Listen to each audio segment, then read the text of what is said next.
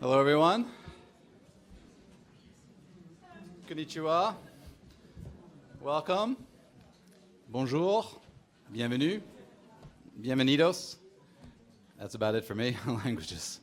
My name is Alex Ross. I'm the director of the WHO, World Health Organization Center for Health Development, or better known as the WHO Kobe Center, which is here in Kobe, Japan. This is, many of you may not know that WHO had a global center here in Japan. It's actually been here for 20 years, and it will be here for another 10, at least. And it is as I said, it's a global center that is part of our headquarters in Geneva, but for historical reasons is based here due to the wonderful support that we receive from Hyogo Prefecture and Kobe City, and partners in Hyogo as well, Kobe Steel and Kobe Chamber of Commerce and Industry. Our work focuses on operational research, looking at today universal health coverage, innovation, and aging. And I'm very happy that with me are some very dear colleagues from WHO from around the world. We have Dr. Tarun Dua, Dr. Katrin Seher, Dr. Megumi Rosenberg from our center here in Kobe, and Mamiko Yoshizu, also from our WHO Kobe Center. And you'll see them throughout the meeting as well, so we'll have a chance to discuss further. Without further ado, this meeting is actually very, very exciting. It comes at a moment in time when many people around the world, and especially in Japan, are thinking about, caring for, and concerned about our growing older population, as well as persons with some form of cognitive impairment and dementia. The numbers you know, and we will review them a little bit during this afternoon. This afternoon is also special because we are not going to be speaking really about clinical care, medicines, or drugs, and so on. We're talking about the community. We're talking about how we organize and how we increase awareness, and to learn more about what dementia-friendly initiatives and dementia-friendly communities mean. And they mean different things to different people, and how we can share lessons with each other. A few quick statistics about who's in the room. There are about 300 people who registered for this meeting today. There are 33 nationalities represented in this room today, about a third from Japan. And 50% of you are directly involved in some kind of work with dementia-friendly initiatives, and the other 50% not really. Many of you are actively involved with caring for someone with dementia, or in the community as a caregiver, or a professional healthcare worker, or social worker. And so there's quite a mix of an audience. So we're going to have a quite wonderful discussion. We're going to have two sessions, and I'm going to turn it over to Jeremy Hughes in just one moment, where our first session, we're going to hear some short presentations from a number of countries: the Netherlands, Australia, Indonesia, Costa Rica, and Japan. But although they are short, they will be very inspirational, I can assure you. And then we'll have time for discussion. And then we'll have a second session when we get a little bit more into discussing from both WHO and from Alzheimer's UK and from the Alzheimer's Society and from Alzheimer's Disease International, the kinds of typology of lessons and understanding what dementia-friendly communities might mean, or dementia-friendly initiatives might mean. And then finally, our last session will be an opportunity to have questions with you. This entire meeting is being webcast through the web, through something called live stream, which means that people around the world will be watching us as we are discussing, and they hopefully may be able to send in some questions as well. So with that, I'm going to turn over to Jeremy Hughes for a few welcoming remarks. Alex, thank you very much. So, is that on? Yeah. So I'm Jeremy Hughes. I'm the Chief Executive of the Alzheimer Society in the UK.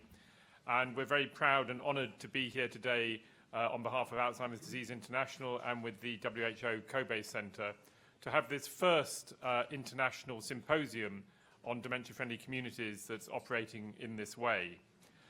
I recently spoke to Professor Peter Piot, who's very closely involved with the World Health Organization. He's the man who ran the WHO programs on HIV/AIDS and also the scientist who identified the Ebola virus 20 or more years ago. So he knows about diseases.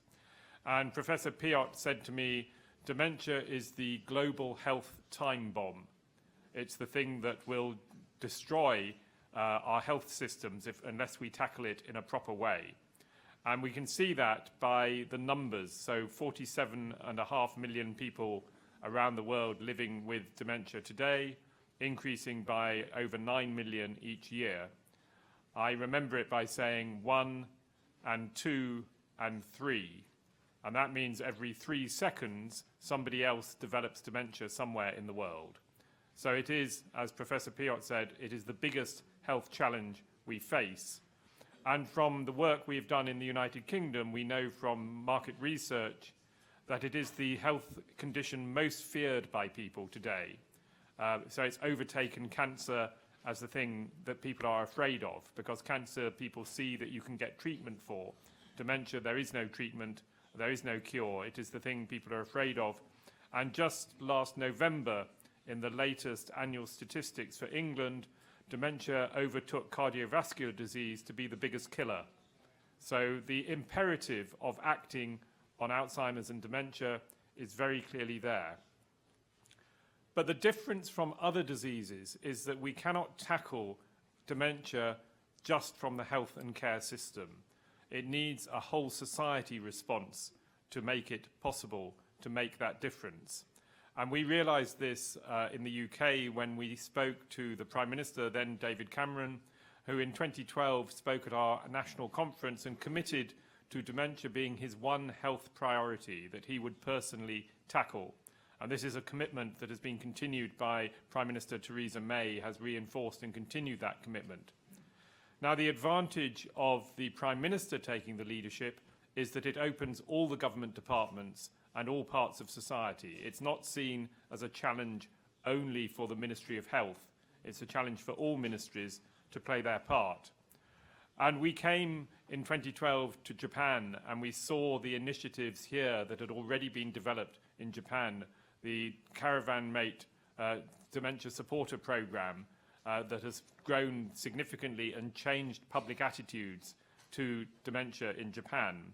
And we were pleased to see that and to replicate that, to copy that program for the UK with our Dementia Friends program and now the Dementia Friendly Communities program.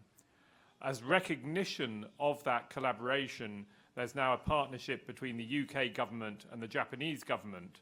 And we're pleased to work with the National Centre for Gerontology in Japan, with the Alzheimer's Society, to bring alive, to bring into practice the commitments that have been made by the two governments. In 2013, there was the G8 summit on dementia, the first time there had been a G8 summit on any health condition for more than 10 years. And that has kick-started, has put into place a program that has developed over the following years, so that next month, in 2 weeks' time, we will have the World Health Assembly in Geneva, and for the first time, there will be a resolution on dementia and a commitment by the WHO for dementia to be a priority for every nation. That is a very significant step. It takes a long time and a lot of work, and it's the work of Alex and his colleagues in WHO that have got us to a position where this is now recognised as an issue for every country. And the fact that we have over 30 nations represented here today shows the importance of that global response, because it's increasingly going to be the low and middle income countries who have the biggest challenge facing dementia in the years to come. But as I say, it's not just about the programs that is run by the government, it's about the engagement of wider society. So one of the initiatives that was set up by the UK government was a Dementia-Friendly Communities Champion Group, which I co-chair with a leading broadcaster, Angela Rippon. And that reports to the Prime Minister. And we have sitting round the table representatives from every sector of society. We have one bank, we have one supermarket, we have one faith group representative, we have an electricity company, we have a telecommunications company, and so on. We have somebody from every sector of society. And as you will hear later this afternoon, that has meant each of those areas develops their program of activity.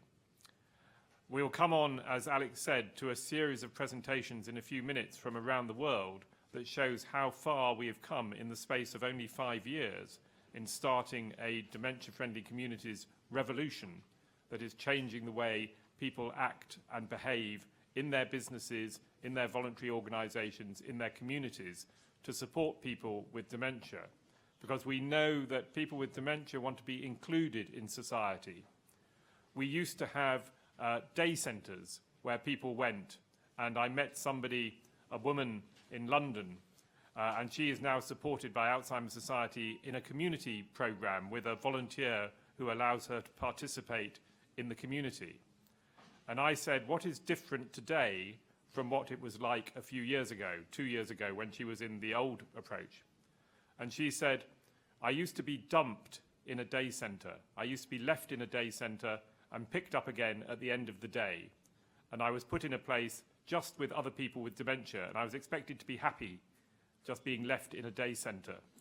That has now changed. Dementia-friendly communities is about making it possible for people to be part of their community, to live as well as possible for as long as possible in their own home. And the combination of health workers, volunteers, and wider society is, I think, the success of dementia-friendly communities. But we're at the early days, and as we will hear in our second session this afternoon, there is a lot of work to be done to develop the toolkits, the resources that everybody needs, and to develop the evaluation so that we know that when you say you are becoming a dementia-friendly community, it is making a real difference on the ground. It's got to make a difference for the lives of people with dementia and their family caregivers, because otherwise it is just words. It does not have meaning. Finally, before we move into the first session, I wanted to ask you to watch a short presentation from two of the celebrity ambassadors that we now have from the UK and from Japan, because the role of celebrities, the role of people as ambassadors is very important. The first is an actress whose grandmother has dementia and recently died from dementia in South Wales, and she is a Hollywood actress, very well known in the world. And then the second is a very well-known octogenarian, 80-plus-year-old from Japan, who has shown that older people can contribute and do amazing things in the world today. So please, let's just watch the presentations from our two celebrity ambassadors. Hello. I'm sorry I can't be with you in Kyoto today. I'm wishing you all the best for the conference, and I think it's amazing what every one of you is doing to support people living with and affected by dementia. Dementia affects nearly every one of us, and having experienced firsthand how devastating it can be, I think it's incredibly important that we work together to create a lasting and positive change. It's fantastic how far we've already come with the dementia-friendly movement. I'm honoured to be the UK's Global Dementia Friends Ambassador, and alongside Japan's Ambassador, Mr. Miura, I hope that we continue to learn and collaborate with one another so we can help build a dementia-friendly world.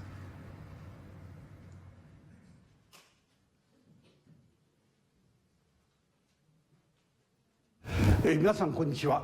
この度認知症サポーター大使に任命されました三浦雄一郎です。高齢社会となり元気なお年寄りもたくさんいらっしゃるのですが、認知症の方も年々増えています。今でも高齢者の約7人に1人ですが、2025年には5人に1人、我が国では700万人にも増加すると言われています。この数字を見ると、認知症は誰もが関わる身近な病気です。認知症を限られた人たちだけの問題として捉えるのではなく、認知症について正しい知識を持ち、どのようなサポートが必要なのか理解し、必要な時は手を差し伸べながら地域全体で認知症の方々とそのご家族を見守ることができるように学ぶこと、これが認知症サポーターになることです。私の母も認知症でした。そんな母を父や家族でサポートしてきましたが、当時は十分な知識や情報もなく、ただ家族だけで頑張っておりました。新しい時代を迎え、これから社会全体で受け止めてもらえるなら大変ありがたく思います。日本とイギリスは世界の中でも認知症に対する取り組みが進んでおり、その経験を他の国や地域にも共有すべく共に活動を進めています。私もその趣旨に賛同し、日本の認知症サポーター大使として認知症の人たちが自分らしく生きていける地域づくりを応援していきたいと考えています。夢をいつまでも諦めない、誰もが前向きに希望に満ちた人生を歩める社会、そんな地域が日本中世界中で増えていくよう、ぜひ皆さんもご一緒に活動していこうではありませんか。どうぞよろしくお願いいたします。ありがとうございました。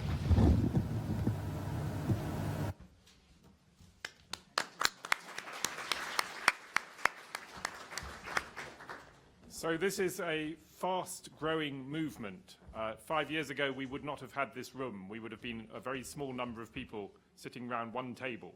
Today, we have a whole room full of people. And even in the last few days, the community has grown. So on Saturday last week, I was pleased to be in Hong Kong for the launch of the Dementia Friends program in Hong Kong. And on Monday, I was pleased to visit Macau and meet with the minister there, and a very strong commitment from both Hong Kong and Macau to work with the Pearl River Basin of mainland China and to move forward a Dementia Friends and Dementia Friendly Communities program across this whole region of South China, of Macau and Hong Kong. So you can see that even in the last few days, the number of people participating in our global movement has increased. So what I'd now like to do is to introduce the first of our speakers, and this will be Nobel Roman from Costa Rica, talking about the work that they're doing in Costa Rica. And we will then take a series of speakers and some question time at the end. Nobel.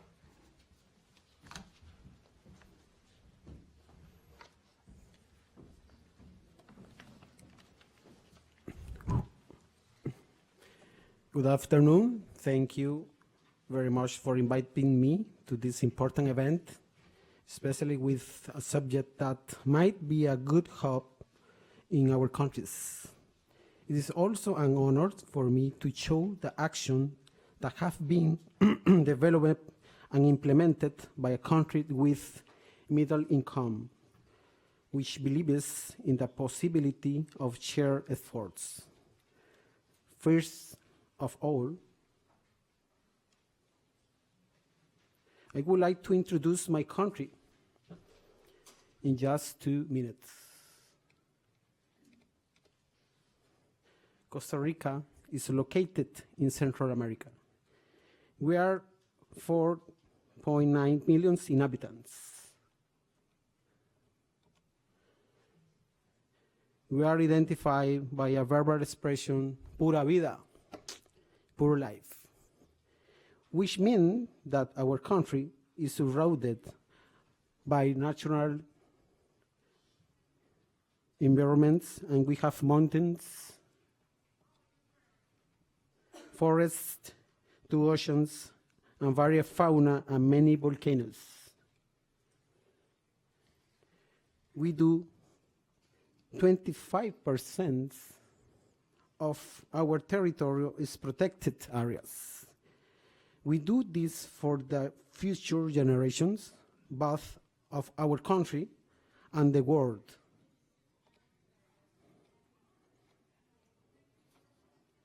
%80 of our energy is produced by renewable sources, and our goal is to become the first carbon neutral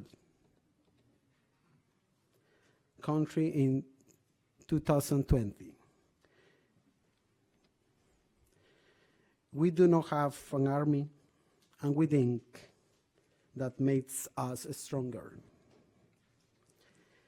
We have been independent for 143 years. We have free public education and an universal health system with solidarity. Now, I would like to tell you about a new way to transform visions into real actions. Our friendly city is the city of Curriabat, located in the county with the same name in Costa Rica. The county is shown in the graph in blue. This county is divided into 4 districts. The city was declared friendly city by the local government council in May 2015. After the idea was implemented by the Alzheimer Association of Costa Rica. The city of Curriabat has a population of 76,000. 12% of the population is over 16 years old. The concept of friendly city is one objective of the Alzheimer's Plan of Costa Rica,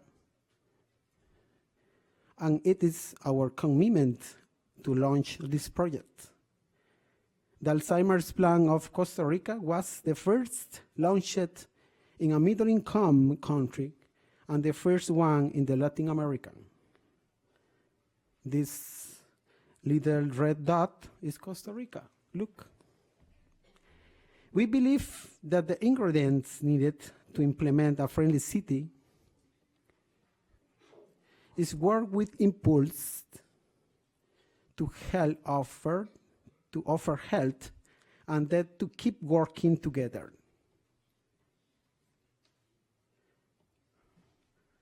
Currently, there are 9 main actions on which we are working in the city of Curriabat. I was born in Curriabat.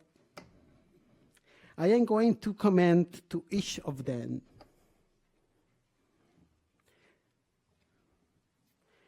The screening program consists of a door-to-door survey implemented by an Alzheimer Association with volunteers. Through this survey, we were able to identify elderly people in risk of cognitive deteriorations and also caretakers in need of help. The results of the survey were shared with a care network of public health for more assessment and for support. We also use global positioning tools, GPS. The second, 100% of the general practitioners in the city of Curriabat were trained with updating clinic on dementia and also with workshop about detecting early cognitive deteriorations, and we also trained caretakers and consider their needs. All the people in the picture are general practitioners.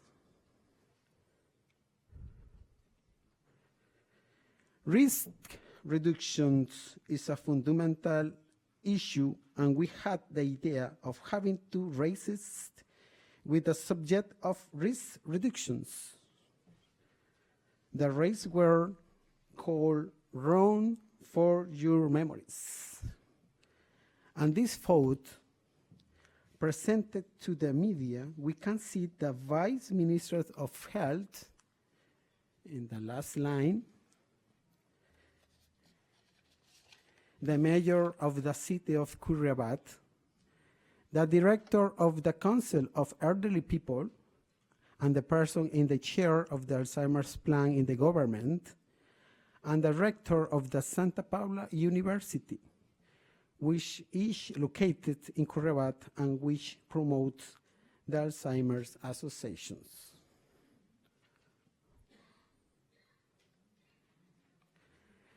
There are various universities located in the Curriabat area.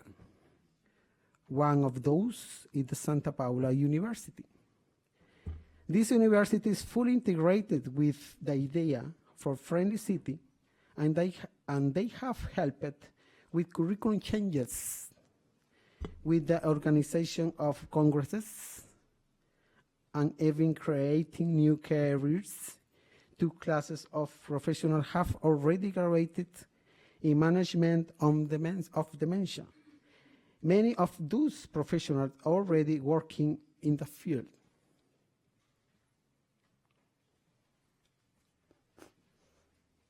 The said university is a leader in the field at the Latin America level. Their help was fundamental when we developed the implemented the 9th Ibero-American Congress the last year, with the participation of 19 speakers, 22 countries represented, and 30 regional ministry representatives.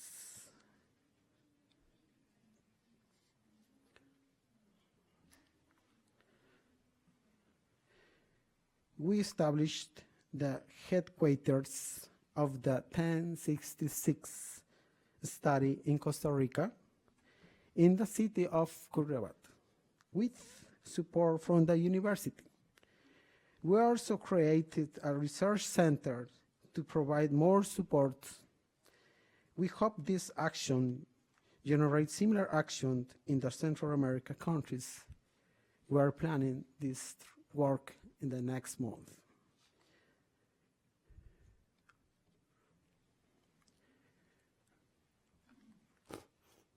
This is the last photo.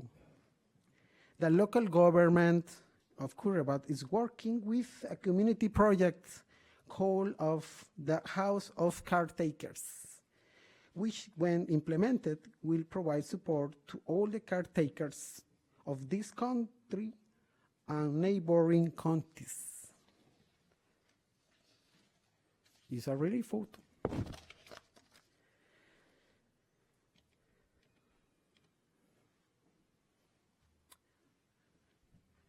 There is a project and a design for the first transit shelter for the abandoned elderly. This project is supported by the local government of Curriabat.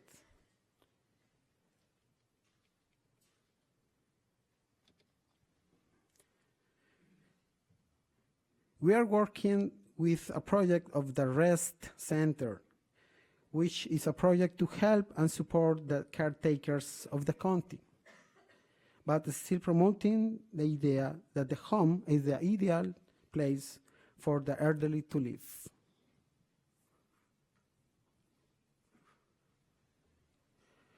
All these projects and actions are the objectives of the Alzheimer Association of Costa Rica. Our motto is to share efforts. Therefore, we would like to share our effort with the other friendly cities anywhere in the world. Costa Rica wishes to have many more friendly cities in the future. Thank you very much for your attention.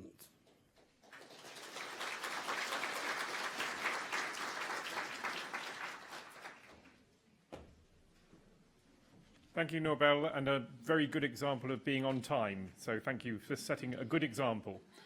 I'm not going to introduce at length each of the speakers because I want to give the time to the speakers. But in your pack, you will see there's a list of all the speakers today. So you can read up about the very amazing experience that people are bringing to this session. There's also a guide that gives you a summary of the presentations that you are hearing today for you to take away, because this is about a resource development day. This is to enable you to learn things to take back to your own country.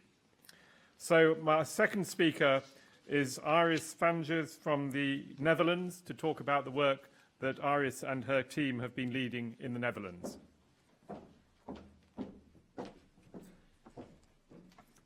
Thank you. I'm very pleased to be here.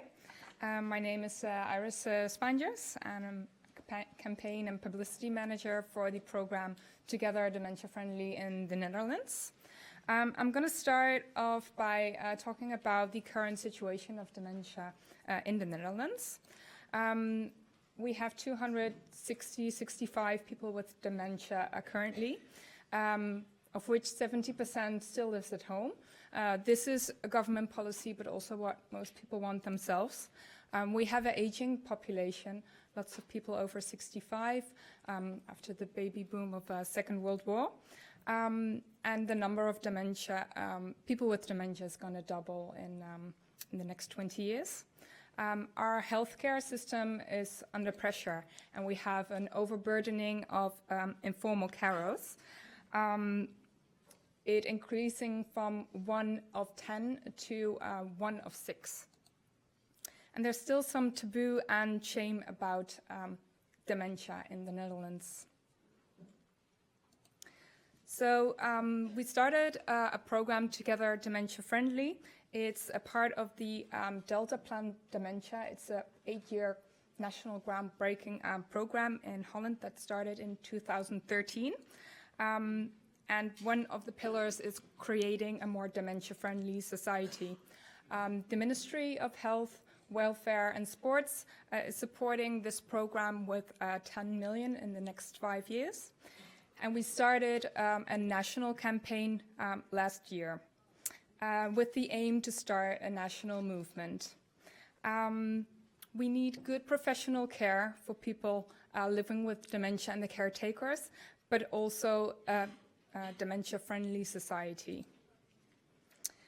So we did some research last year, and we did a research among general public and businessmen, and we researched how much do you know about how to deal with someone with dementia, and half of them said, I don't have a clue, really.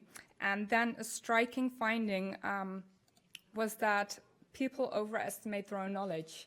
It appeared that some people think they know how to cope with someone with dementia, but the questions, the responses, it appeared that they don't know as much as they think. So we think that even more than 50% don't really know what to do when they come across someone with dementia. So in February, we launched a video as a part of a publicity campaign to create awareness in the Netherlands, because everyone can come across someone with dementia, and it's not as easy as you think, and it's really not a shame to admit it. So our aim was to stimulate people to get involved, to get some knowledge and expand the knowledge about dementia. I'm going to show you a video that we used in the campaign.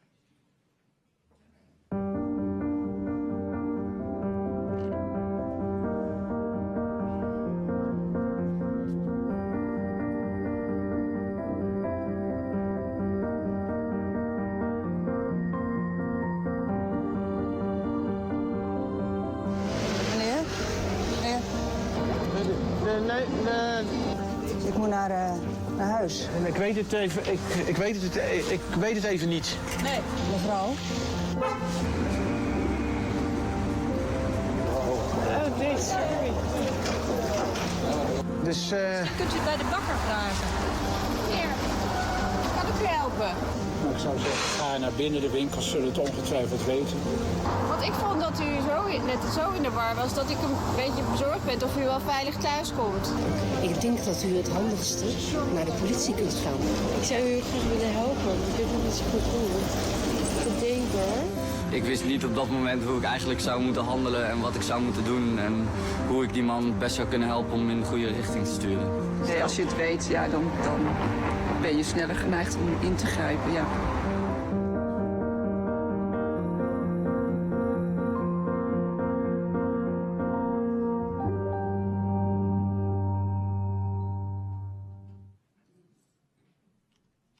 So I think this video really illustrates why our program is necessary.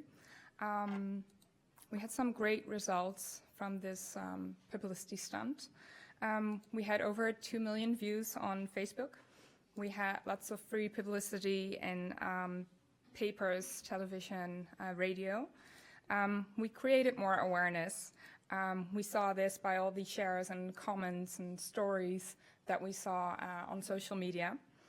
And we had over 3,000 registrations on our website in just a few days' time. So we're very pleased about that. I think it was successful because people really identified with people in the video, because you can really relate to these people. So our program consists of 3 key parts. The first are online and offline training courses.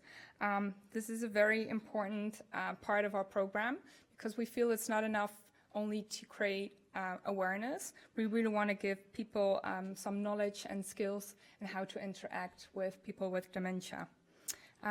We have 2 key audience groups, general public and businesses, and we offer them a free online training of 15 minutes and tailor-made courses for specific business sectors. We've developed courses for shops and stores, people working in volunteer work, customer care employees, and for employees in public transport. And we're still developing new courses.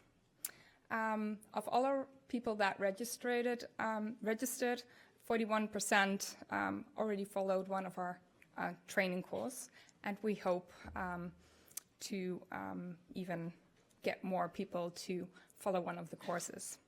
So the content of the course is: how do you recognize dementia and how can you cope? We use the principle GOOD, which is goed in Dutch. It means reassure, make eye contact, help, and close up the conversation.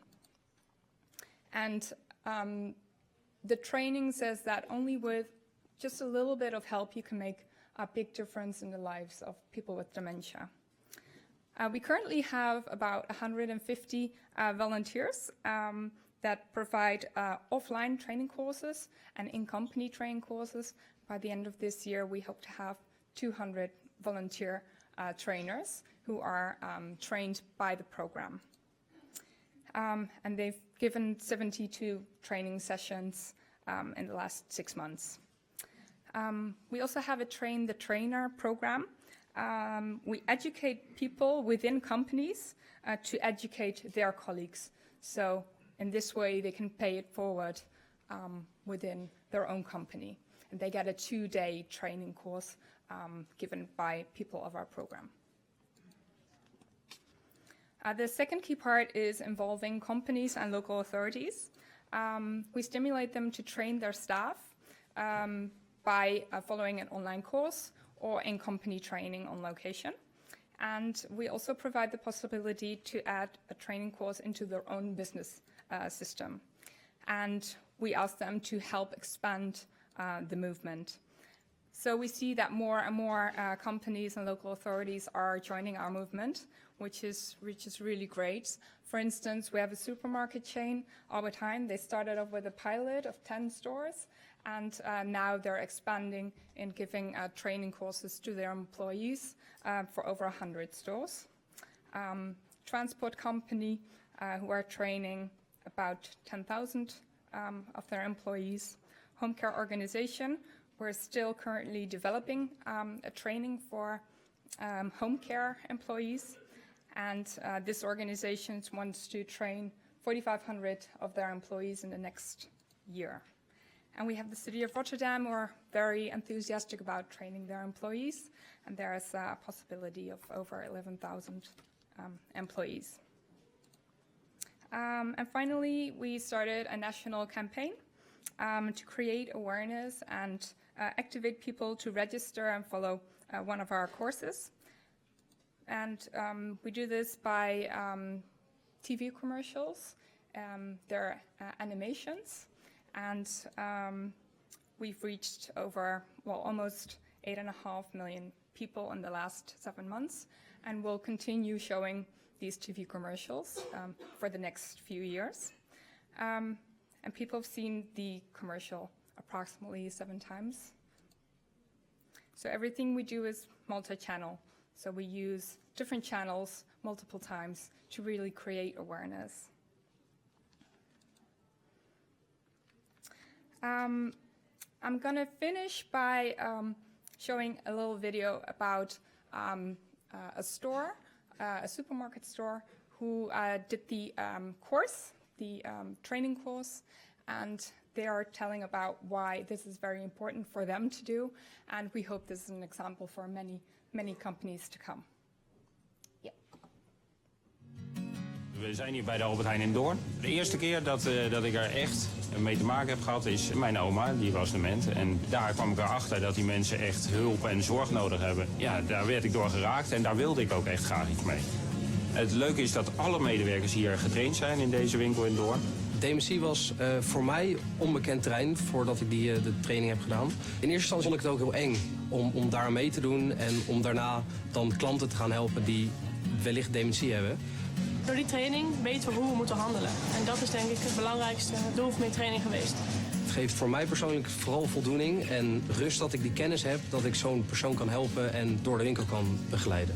Het is puur gedrag. Want we lopen gewoon naar het pad van de koffie.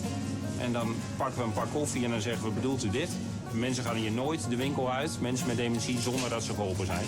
Het is zo gaaf dat je ze rustig ziet worden en lachend naar buiten ziet gaan. En dat ze je aanraken en zeggen dankjewel. Samen maken we Nederland dementievriendelijk.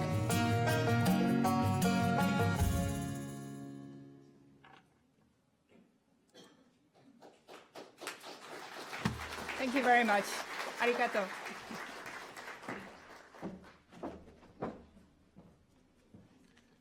Thank you very much, Iris. So from Latin America to Europe and now to Australia, our next speaker is Dennis Frost, who will speak about the program in Kiama in Australia. Dennis.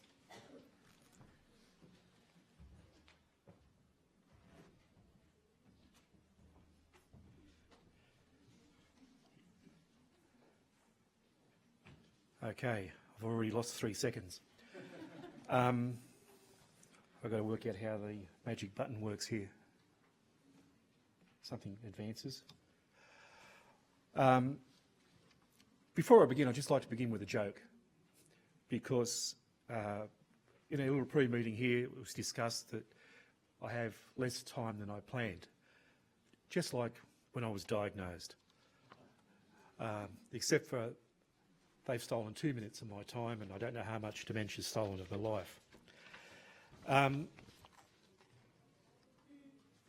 As a quick overview, what I want to cover is a bit about our project background, some of the initial research that was done, the structure of our program, and the role of our advisory group. Some people in the world may have heard of the DAGs. When I normally say that, I get a laugh from the audience. Obviously, not many people here are sheep farmers. Initial action plan that was developed, the results and future directions we have, and also what we believe are some of the major keys to our success at this stage. Okay. Quick bit about the Kiama itself, pronounced Kiama, not Kiama. Language is fun. Language is very important everywhere, particularly locally. Geographically, Kiama is a relatively small area, well defined. It's got a relatively small population. The LGA's got roughly 20,000 people. It's very close to University of Wollongong, which is instrumental in getting some initial research done and ongoing monitoring of the program. It's been great fun being involved with the university again. Also, we had an initial involvement with Alzheimer's Australia in development of the program, and to their credit, they fairly early in the project withdrew a large part of their presence, which enabled the local community to develop itself rather than dictate from above. Another key aspect here is the community itself. The community is actually taking ownership of the project and being involved in it. I won't go through this. Some of the research aims the university initially came up with, basically to inform and direct the way the project was going to go. It involved some initial interviews with people locally to identify stakeholders, consult with individuals, particularly individuals with dementia, to identify what they found in the community to be of benefit, what they found to be hindrances, and hence to try and structure some aspects of the way the project went. The preliminary stages involved a few information sessions run by the university and a few others to basically make the public aware that there was something going to happen. One word that's been thrown around is a participatory action research model, which is a nice word, but basically people involved in the project have ownership of the project and are making the changes themselves and on the community basis. One key factor identified early on was having people with dementia involved in all aspects of the project. This, I think, has been one of the, well, personally, I think it's the best aspect of it. That's why I'm involved in it. And it's provided local ownership. Everyone there owns what's happening. Not only people directly involved in the project, but the community in a broader sense now has some degree of ownership in the project. They are aware of it, and they, if it comes up in discussion, it's their project. They, and I think this is a big change, there is some pride in average people having ownership about a dementia-friendly project. A quick overview of the structure of our project. There's really two major groups, an alliance and an advisory group. The hard thing is to get into the advisory group because to qualify for that you have to have dementia. And actually there's a good way of looking at the world. There are two types of people in the world. Those of us who have been diagnosed with dementia and the rest of you who haven't been diagnosed yet. Both groups work together. It's surprising the amount of work that the people with dementia actually do. They're involved in all aspects of the project, developing resources, presentations, ideas, and the original way that was envisaged was that apart from being a source of ideas for the project, any actions that the Alliance decided or planning to do would have to be approved by the advisory group. And I think the best description of that, if I find my appropriate notes here, yes, I can say it correctly. Structurally, it's similar to two Houses of Parliament, but unlike our Parliament, it's a cooperative approach. We have formation of many small working groups to do particular tasks, develop resources, or actually present or whatever. And the whole project is resting on the broad community. The advisory group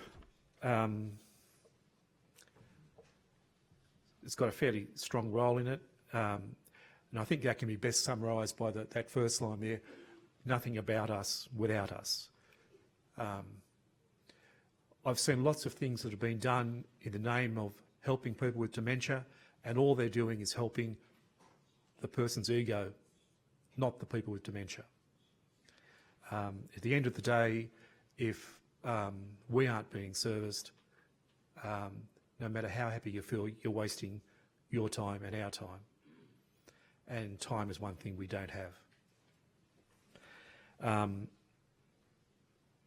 We have gone off to initiate our own actions, our own peer-to-peer support, and we're actually developing ideas, not just locally, in the local community, but nationally, and contributing to many international forums as well, well beyond the original plan. Okay, this is going to be fun because this is actually the original action plan as it's described. I'm not going to go through these points because I could spend hours on each point, but you can read them fairly quickly. To some extent, some of these things have been really well achieved, and I think at the end, I won't say the end of the day, at this point we realise that to actually achieve all these points is not something that's going to be done in a short time frame. We are making progress towards everything. Locally, particularly reducing the stigma associated with dementia and raising people's awareness of dementia in the broader community has made a big change. Now, okay, some of the physical actions that have come out that are quite interesting. Actually, it just occurred to me in previous speaker there that our project began in mid-2014, and appropriately I was diagnosed 12 months before that. And you might see, if you're lucky enough tomorrow, to hear something about that as well. One of the interesting aspects that have come out of the project has been the development of an environmental audit tool by Professor Richard Fleming at the University of Wollongong to actually look at physical structures, the built environment, and interpret that through the eyes of a person with dementia. And it's amazing how some very simple changes in basic structures can make a big change. And my pet one is toilet signs. If anyone was at the conference last year, for some funny reason, all the Scottish ladies wound up in the men's toilet, and I wound up in the ladies. We reckon that was due to the Scots looking for kilts, but a few other points there, but again I won't go through there. Continuation of our actions. One big change that has occurred has been as a result of actually going out and talking to general practitioners and allied health professionals to make them aware of not only the project within the community, but a broader understanding of what dementia is. We've had one local practice that basically claimed they didn't have anyone with dementia in the practice under 65, and a few weeks later they discovered they had 6 people and they were treating them. Okay, at this stage, the community, approximately 10% of the whole community has been exposed to a dementia awareness program, which usually follows with the equivalent of providing assistance in how to physically help someone with dementia. I won't go through them because of that, but I'll get quickly to our key successes here. Everyone in the project has got a shared set of values and a similar approach to the program. We had a strong mentor at the start of the project, Kate Swaffer, who actually gave us permission as people with dementia to be involved and take control. I mentioned the University of Wollongong. The local council is very helpful in their physical support. The nature of the project is essentially unstructured. It grows and changes virtually week by week. Also, the local investment in the project. And I think that's a real key, having a project that is growing within the community rather than being grafted onto the community. And what I'd actually just like to finish with is a couple of words about the project in general and things that might be worth taking away, I'd like to quote from Samuel Goldwyn of MGM Movies fame. We make mistakes, but we're never wrong.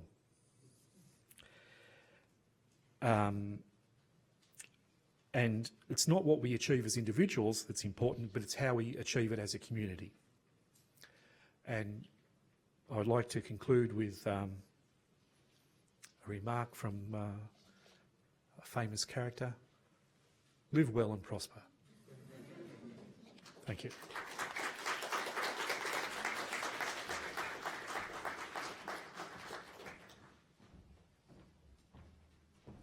Dennis, thank you very much. So our next speaker, we move north to Indonesia, to Amalia Fonk, to talk about the work that she's been involved with across Indonesia. Amalia.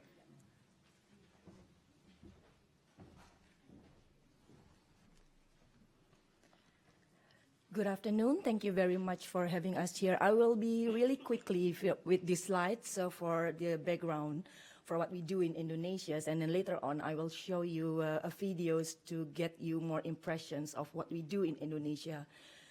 It's really an honor to be here because we can share our steps in Indonesia, in Alzheimer Indonesia, because we are pretty young. We just start in 2013. Alzheimer Indonesia is founded in 2013, and we start as a grand challenge of Canada. And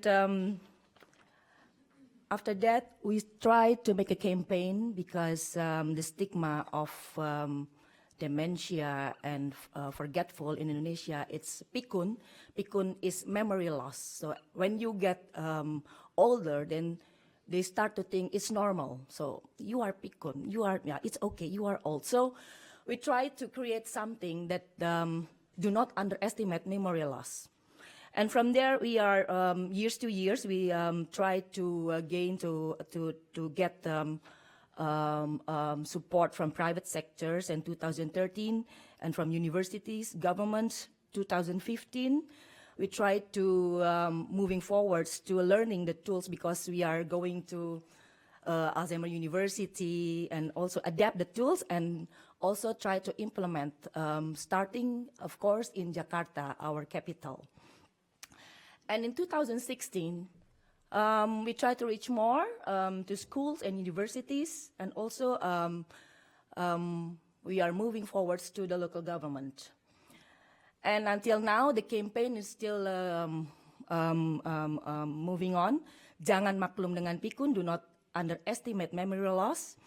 And of course, finally, we can get advocacy to the leader and also our Ministry of Health. And until now, we have tried to advocate more and more local government. Their commitment and support is very important for the movement. The national plan we have already, but sometimes plan stays as a plan. So it's never been applied. So yeah, we have to be a little bit more creative and do a little bit guerrilla. So we also, and then we go to more local, and then we try to advocate the local government for our governors, and start in Jakarta. This is Monas, this is Jakarta, a landmark, and the World Alzheimer Month. I think it's every year now, it's becoming purple in the month of September. So many people going there to take pictures, and then it's also a landmark for us. And also having an LED there, and then national seminars and books is having a more increased awareness.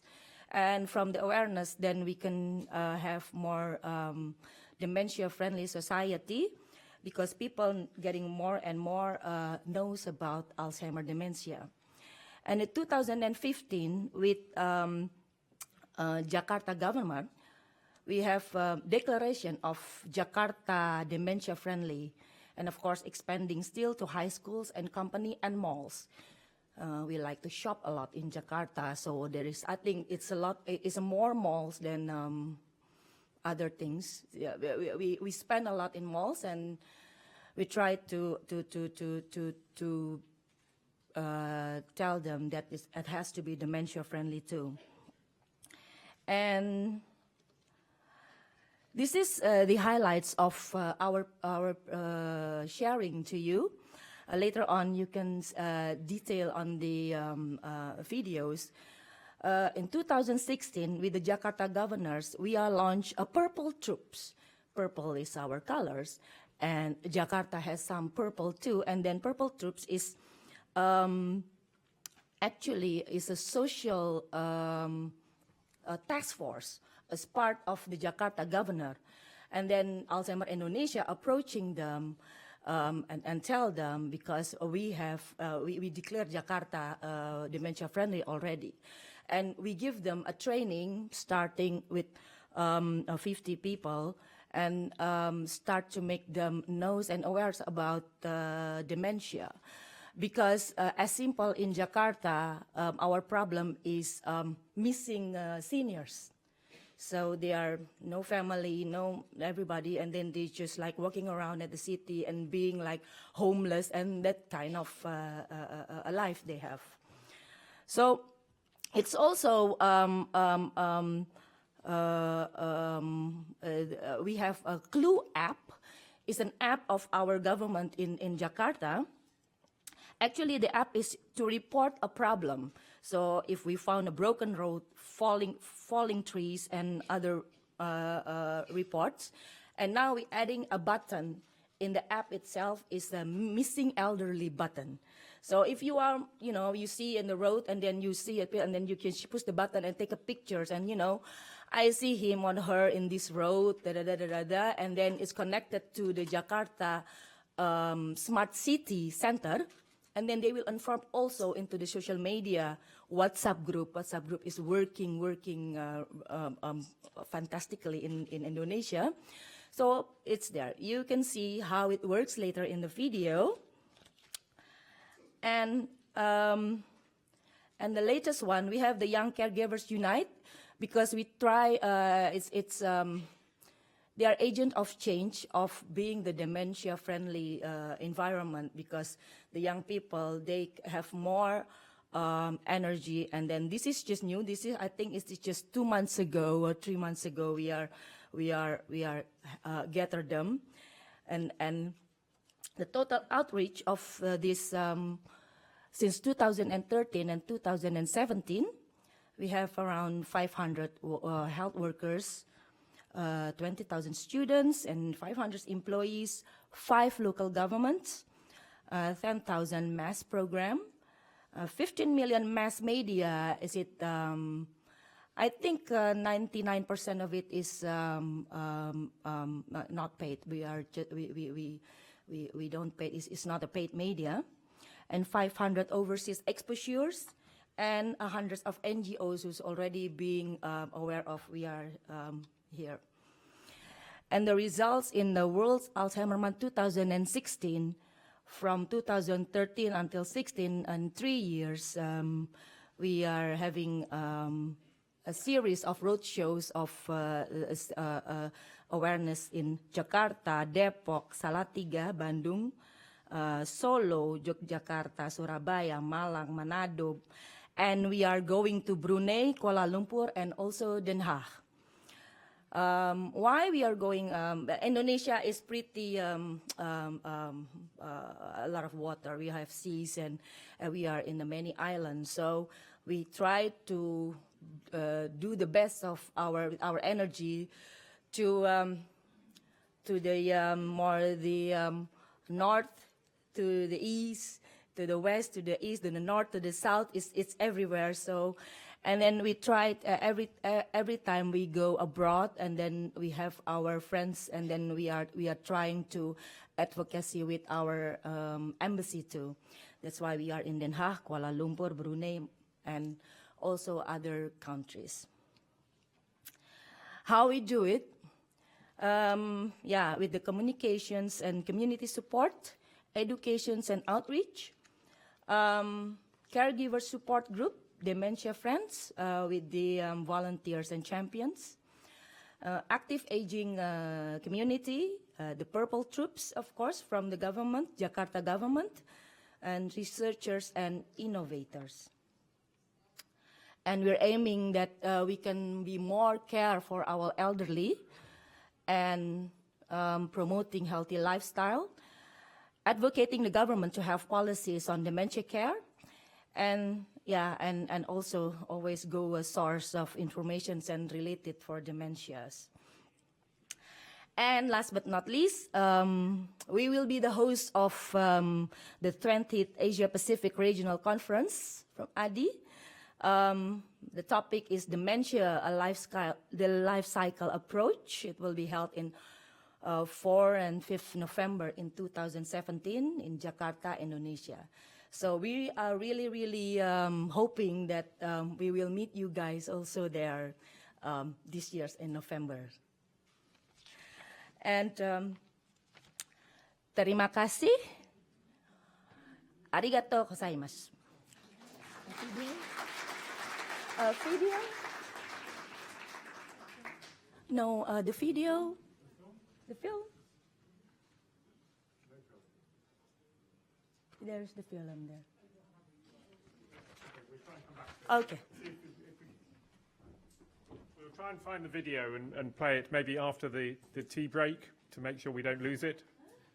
But thank you, Amalia, and I think we will all be booking to come in November. So thank you for that. So in February, I was very privileged to come and be a speaker at 2 conferences that were run by Asahi Shimbun, the biggest newspaper in Japan, in Osaka and Tokyo, looking at the development of dementia-friendly communities. And one place that kept being mentioned all the way through those 2 conferences was the city of Uji. So I'm very pleased that our final speaker in this session is Kazuyuki Hirao from Uji, who can talk about the work that has been happening in that city. Kazuyuki.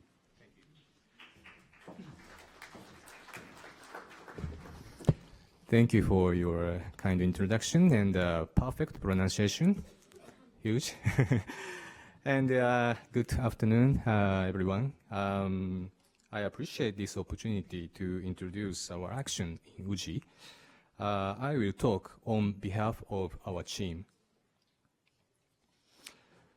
So, Uji City is located in the southern part of Kyoto Prefecture, and it has a population of 190,000 people, of which 25% are people aged 65 or older.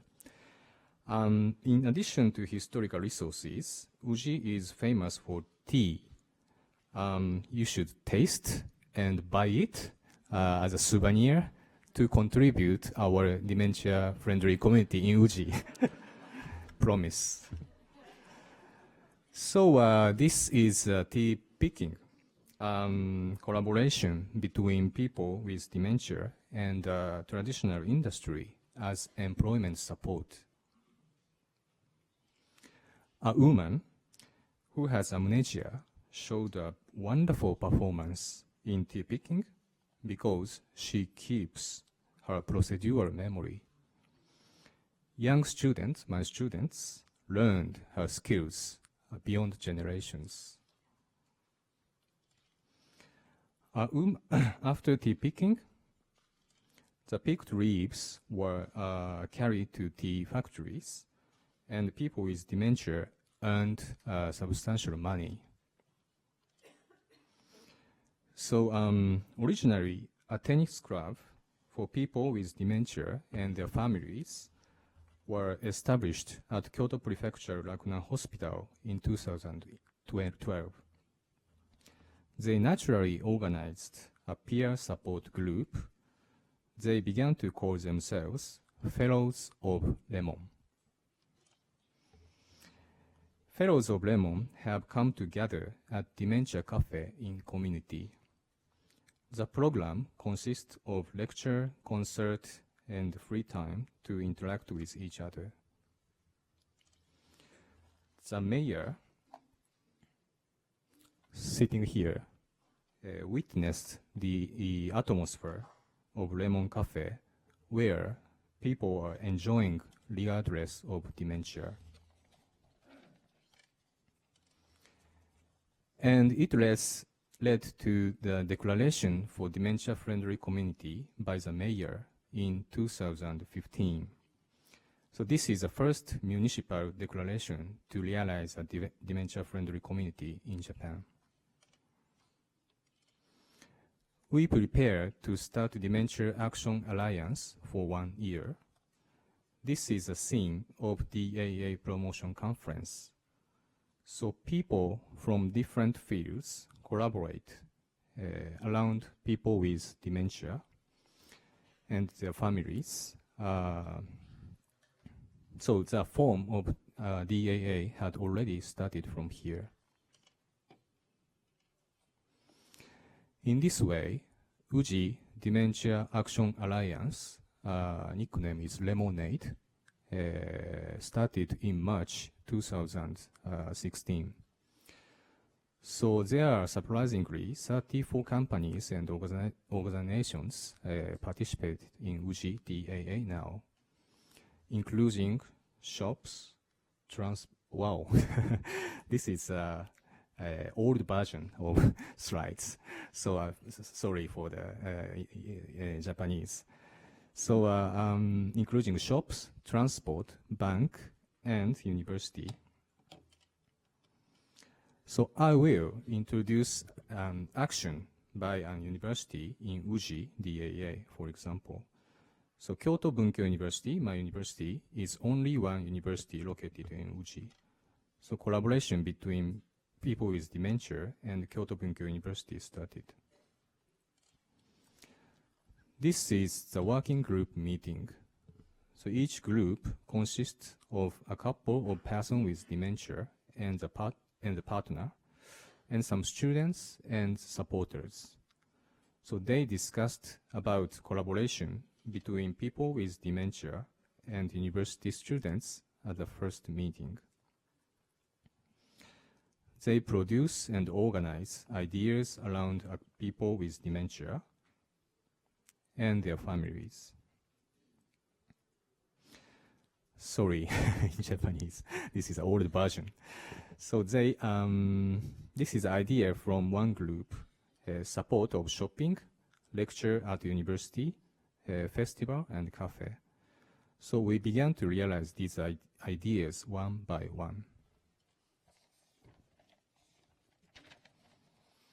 So this is a first lecture by a person with dementia and his partner at university. 300 people participated from high school, university, and community. Mr. and Ms. Sugino talked about their experience living with dementia, supported by Dr. Mori from Kyoto Rakunan Hospital.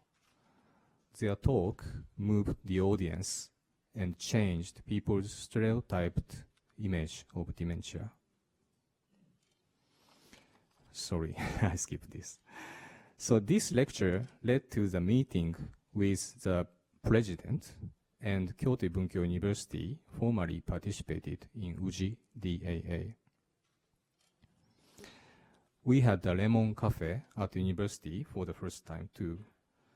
People with dementia and students collaborated to open the cafe. Ms. Nakanishi is working as a waitress, which she had not been able to continue after the onset of dementia. One of her wishes realized here.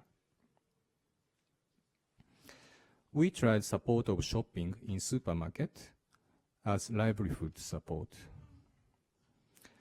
So again, we discussed on this topic at group meeting before support of shopping. And trained supporters, we call her Lemonada, and students accompanied a person with dementia and support shopping if she needs it. Ms. Nakanishi enjoyed shopping for the first time in 3 years after the onset of dementia. Mr. Ito too. Community festival was held at Kyoto Bunkyo University. We did a lemon cafe, shop, and lecture in collaboration between people with dementia and students. 2,000 people from community participated. Again, we discussed on this topic at a group meeting in preparation for festival. We shared ideas from each table group.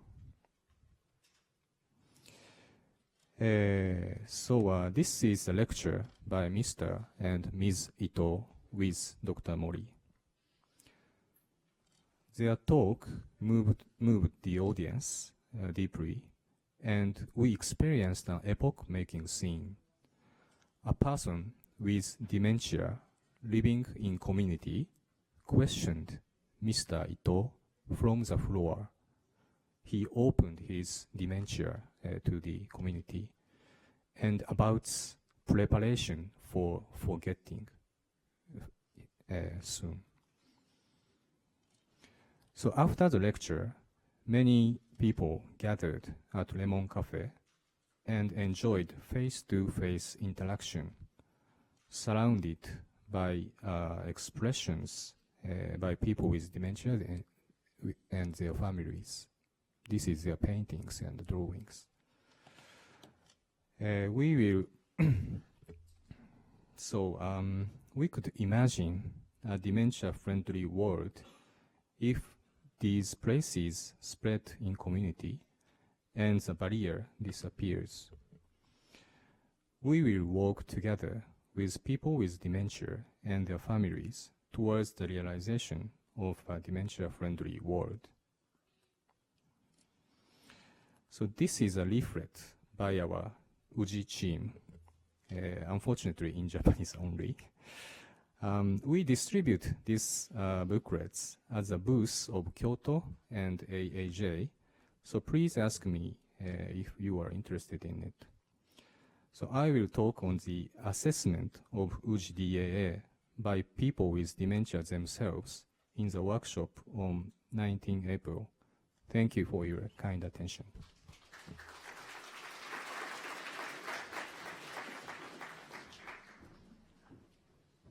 Thank you, Kazuyuki. So can I ask the speakers to come and sit on the platform so that we can have some questions to the speakers from this first session? We may need to get another chair, I think, perhaps.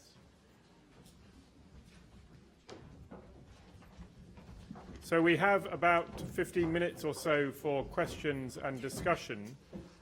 For colleagues, Japanese colleagues, if you ask your question in Japanese, then I will get it in English on my headset, which I will go and get, and then we will answer it in English, but it will be translated. So please, for people, Japanese colleagues, don't hesitate to ask a question. Also, when you are asking a question, there are microphones. Will the microphone come to people, Amy? Yeah, so a microphone will come to you. Because this is being broadcast, live streamed, please use the microphone when you are asking your question. You will see in the session we have after the break, we're looking at the learning that we get. What are we learning that changes our minds, that gives us a different starting point? So as I listened to the 5 presentations, I just wrote down some of the things I've learned from those. And I just wanted to share with you just one example from each of the presentations, and then we can take questions and comments from the room. So from Costa Rica, from Norbel, I actually thought how important it was to integrate research and the regional leadership, that Costa Rica can be a leading country for the other countries in Central America by its example. From Aris, I thought the importance of online training, using online technology as a way of engaging and reaching out to more people than you can do face-to-face.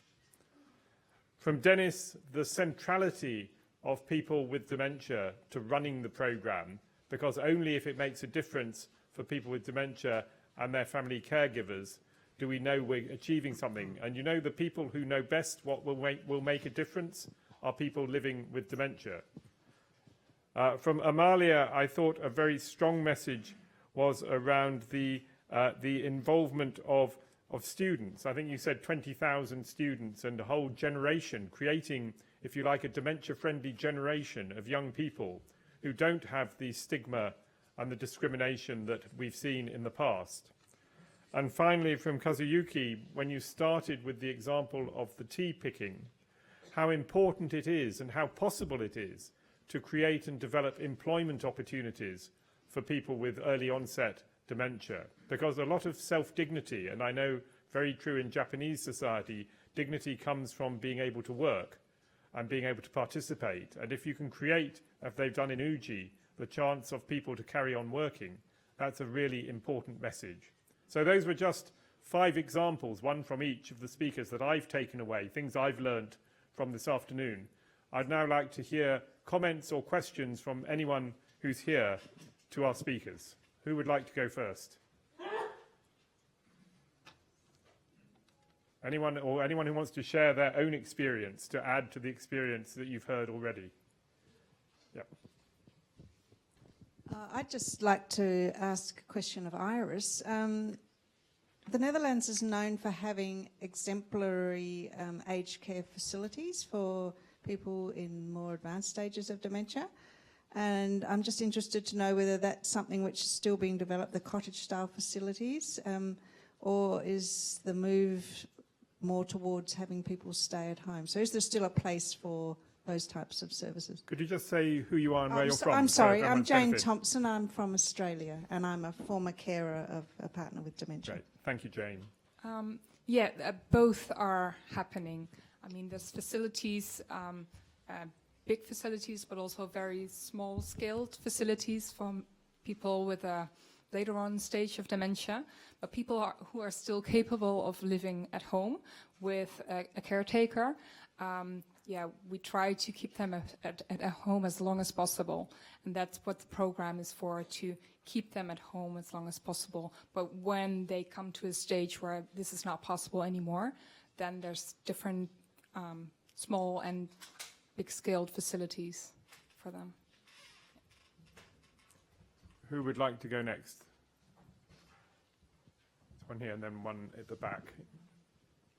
Hi, I'm Philly Hare from the UK, from Innovations in Dementia.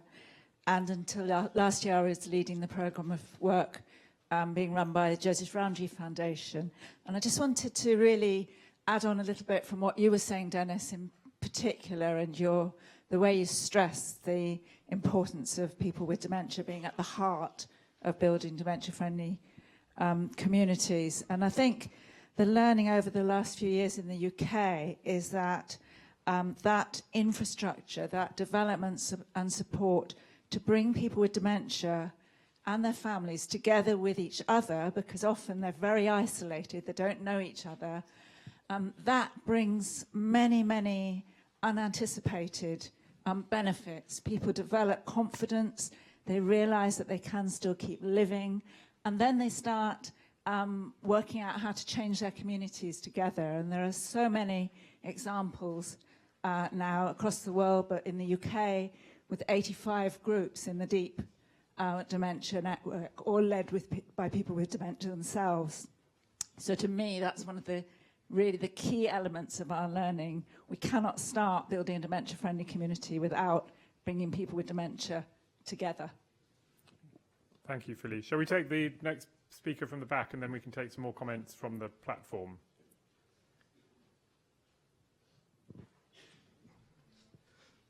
I'm John Limburger from Israel. I'm in charge of Israel's dementia plan. There were a few comments and things I want to say. First of all, in terms of the Netherlands, it struck me that you said that 70% of people with dementia are in the community, and which means 30% institutionalized. It sounds to me as being very high. In our country, which is similar in size to the Netherlands, 81% are in the community and only 19%, or I shouldn't say only, 19% are in institutions. And I understood, and I wanted to ask you about this, that there is a drive in the Netherlands to deinstitutionalize and to even close institutions. And the question is, are you ready for that in terms of people in the community? And then to Dennis, I would ask, or I would comment, the issue of involving persons with dementia, as you so impressively described in your situation, is something that in our country at least is not simple. Not simple, not because those of us at the policy level don't think it's important. Certainly I've been to enough ADI conferences to know it's very important, and I think it should be done. But we have resistance from two fronts. One is the professional front. Is this the right thing to do? Who is a person with dementia who can represent other people with dementia? Because I think, as you said, and it's clear, there's a wide variety of dementias and people with dementia, and how do they represent, or how are they representative, and are they capable or interested even in being at the forefront as you are? That's one issue. And the other issue is, even from the Alzheimer's Society in our country, there's not resistance, because they understand it's very important, but they have a difficulty in finding those people who can represent and be active in terms of dementia-friendly communities, or in terms of dementia in general. Those things. Thank you. And I think your question about your first question about the nature of institutional care, if you like, residential care versus community care, one of the issues we're addressing in the UK is how to make the care homes part of the community. Because I went to live in a care home for a few days to see what it was like, not just to visit, because you just see what the manager shows you, but to actually live there. And what amazed me was it was a care home in a residential community, but it had no connection to the people living around it. So why weren't we opening the doors of the care home? I think it's not just about people in the care home being able to have the alternative of living in the community where that's possible, but also the care home being a community centre for people to come and use the resources and to join in activities with the residents. So I think there's something about breaking down the barriers is very important. But Iris and Dennis, any particular comments back? Yeah, I think our healthcare is quite good in Holland, and you see in the facilities that they're becoming more and more open. So not closing the doors, but really opening the doors. And you asked me, are you ready in the Netherlands for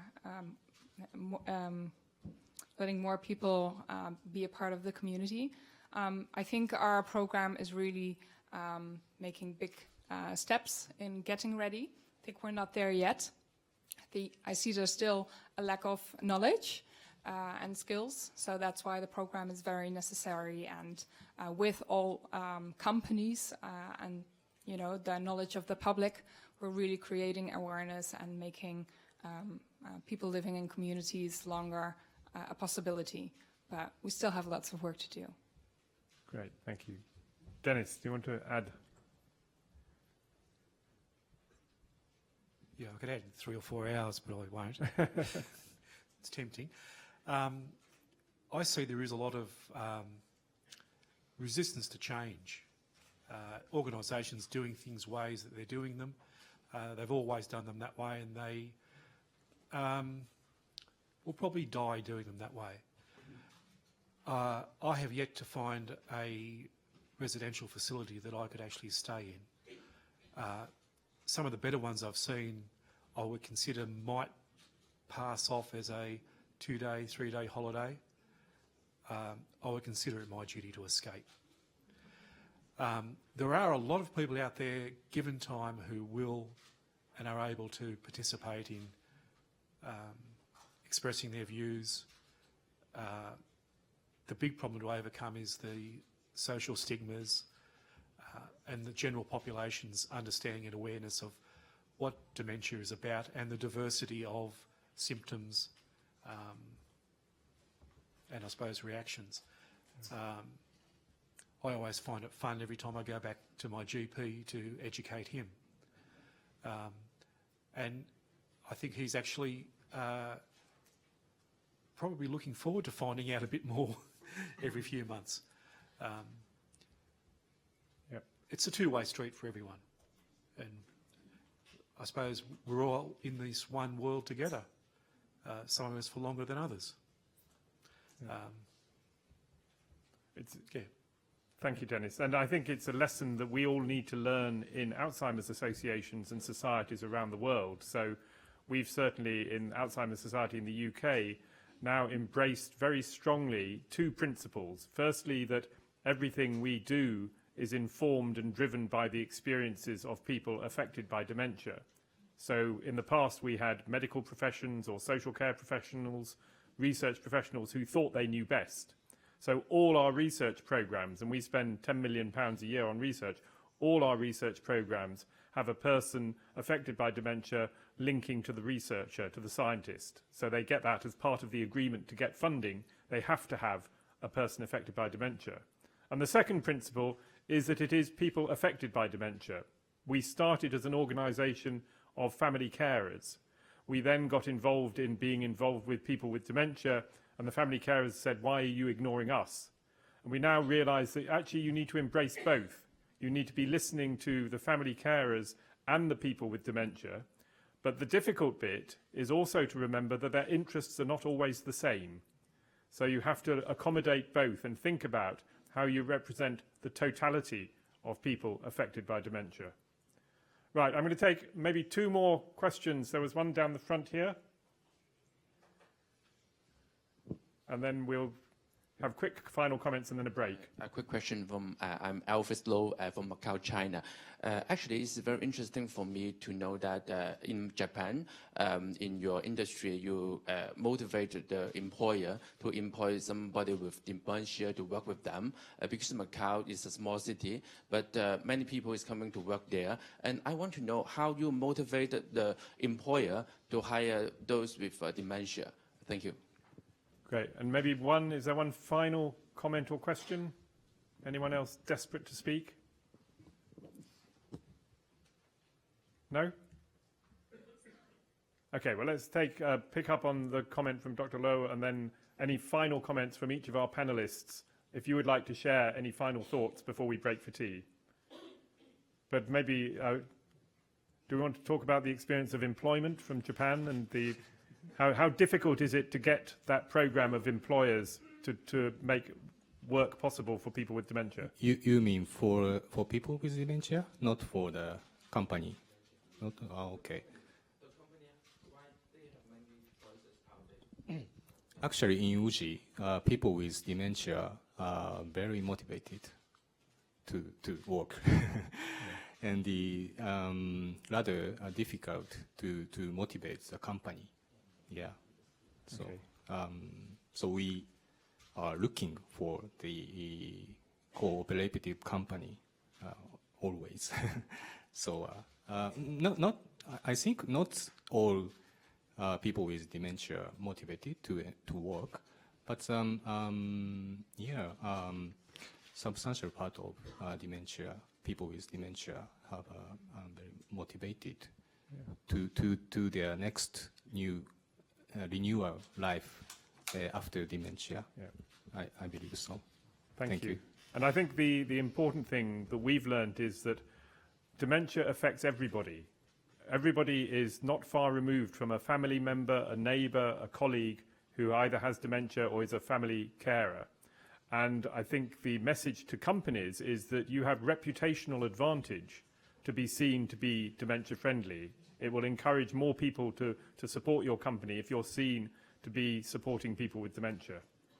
Okay, so yes, I'm going to go along the line, Dennis. So I'm going to start with Norbel and then go along, and each of you can have a final word before we break for tea. So, Norbel, anything you want to add?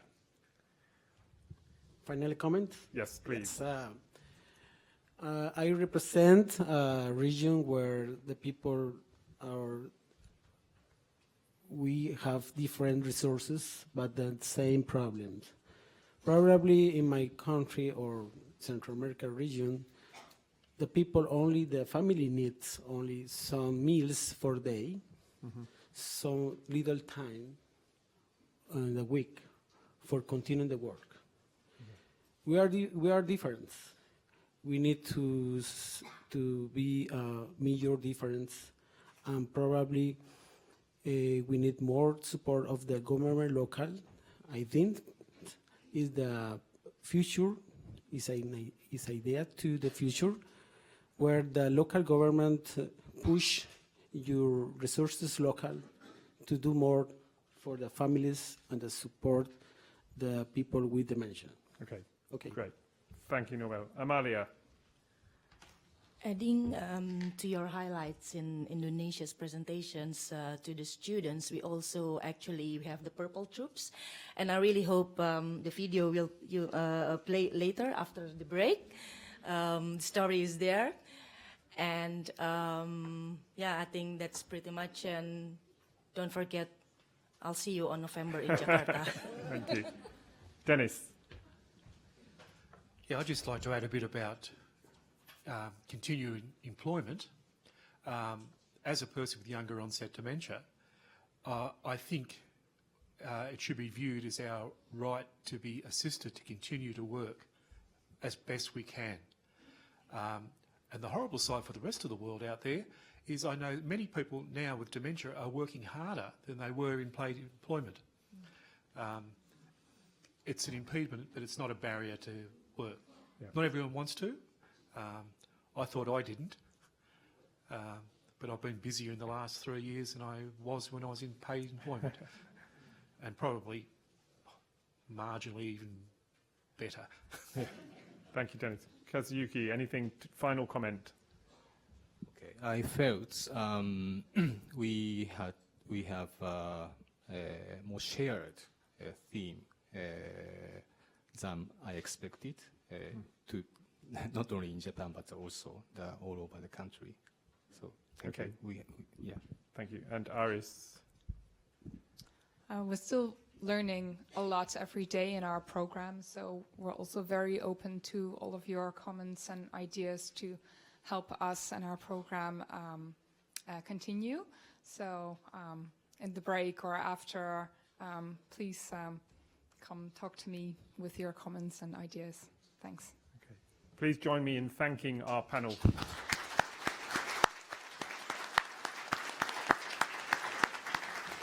So we've gone a little over time, so I would ask you to have a 15-minute break so we can start again in 15 minutes. Thank you very much.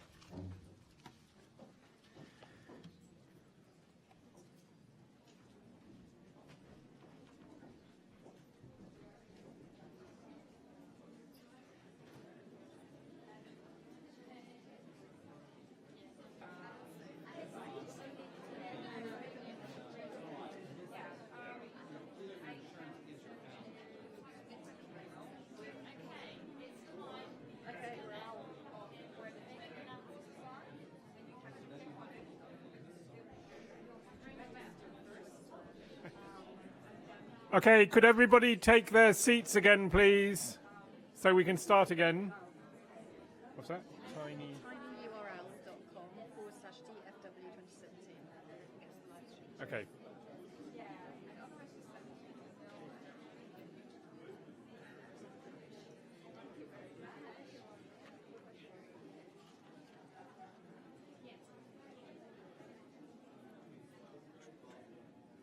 Okay, I think we should start again.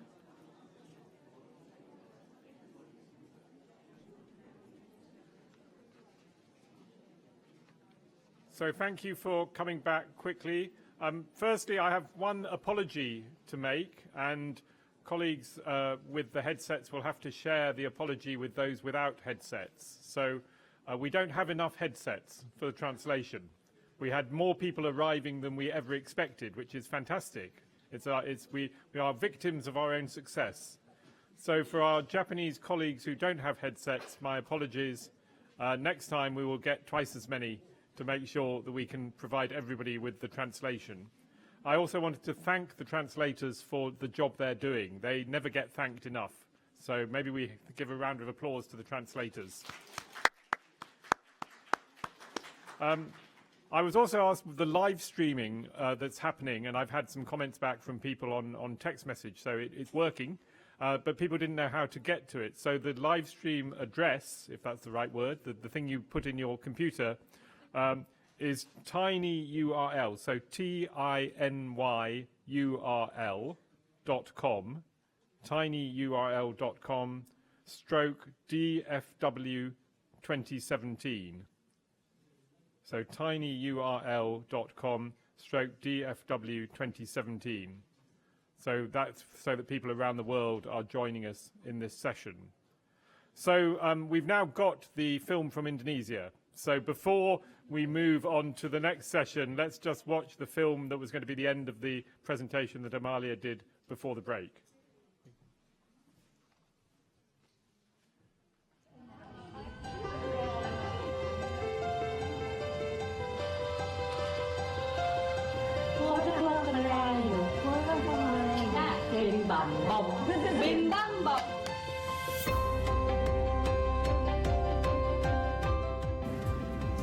Ada sekitar 1,2 juta orang dengan demensia di Indonesia dengan estimasi biaya sekitar $2,2 bilion.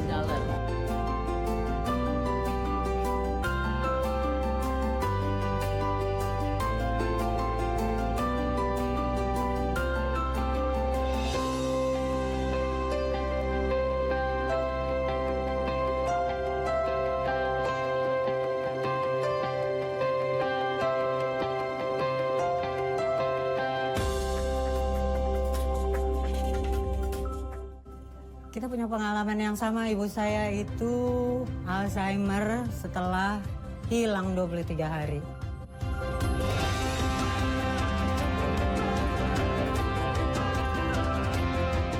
Ketika kita menanyakan atau ketika kita ingin memeriksa, itu terdapat kesulitan dalam berkomunikasi. Sehingga saat itu mungkin tidak banyak orang yang mengerti juga bahwa itu salah satu gejala dari demensia, dan itu merupakan penyebab demensia. Sehingga menyebabkan mungkin agak sebel gitu, kok nggak ngerti-ngerti gitu si Oma ya.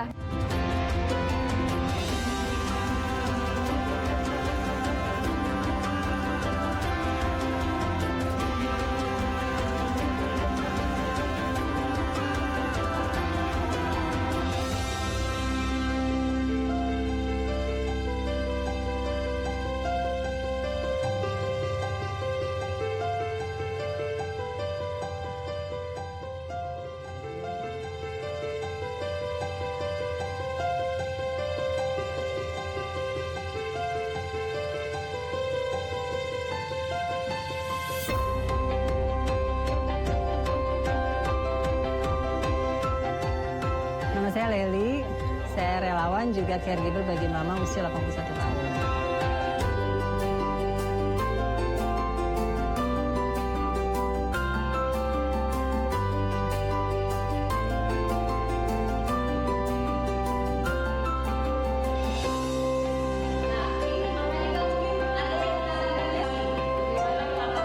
Sebagai manusia memang kita harus menyadari, terutama kepada yang orang tua, dan semoga tidak terlambat untuk memberitahukan bagaimana kita sangat sayang pada orang tua.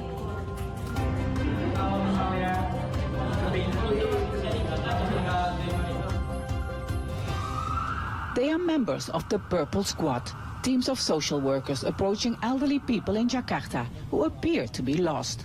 People like Ibu Tuti, who can't explain where she lives. With a rapidly aging population, more than 1 million people in Indonesia are known to be suffering from Alzheimer's. The Purple Squad has never been busier. In the past few days, I found several elderly people on the streets like these women. They often don't remember their names and they have no idea where they are. So these days we meet neglected elderly people every day. After they have convinced the women to be taken to a shelter, social workers try to establish their addresses. In many cases, they find they don't have a home anymore. It's a disturbing reality in a country where many people share a house with their aging parents. Homeless elderly roaming the streets, lost and confused. While this so-called Purple Squad works hard to provide them with shelter, educating Indonesians about a disease like Alzheimer's is badly needed to improve their situation. The women are taken to one of 4 homes for the elderly in Jakarta. These homes are quickly running out of space, and they don't have the funding to provide therapy or proper medical care. We have people here who were deliberately abandoned by their families. One woman was taken by bus from Lampung in South Sumatra and put on a ferry to Merak in Java, and then the family just left her there.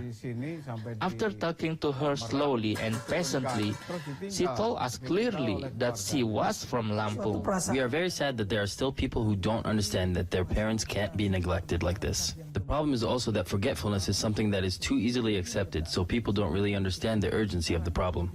In the past 10 years, the average age in Indonesia has increased from 68 to nearly 73.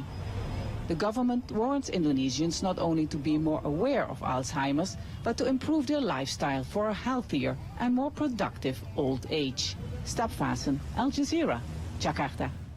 Pasukan ungu pada dasarnya adalah petugas pelayanan pengawasan dan pengendalian sosial atau P3S yang sebelumnya Okay, so I think that the importance of seeing that, I think, was to emphasize the role of the media as a partner in this whole program. So we hadn't addressed that except in that film. So I thought it was a very good example of a partnership with the media to spread the word and increase the awareness.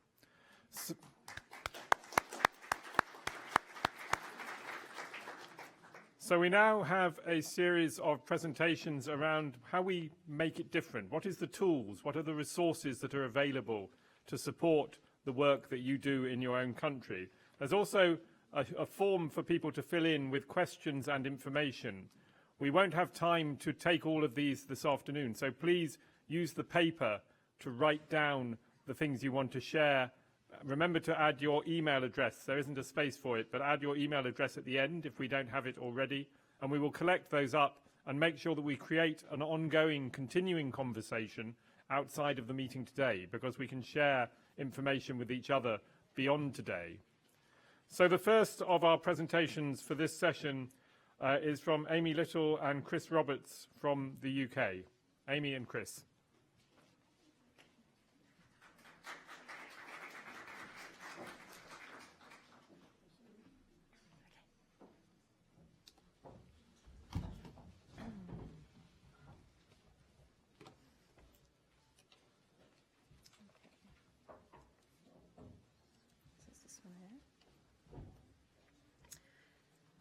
Hi, my name is Amy Little and I work at Alzheimer Society in the UK.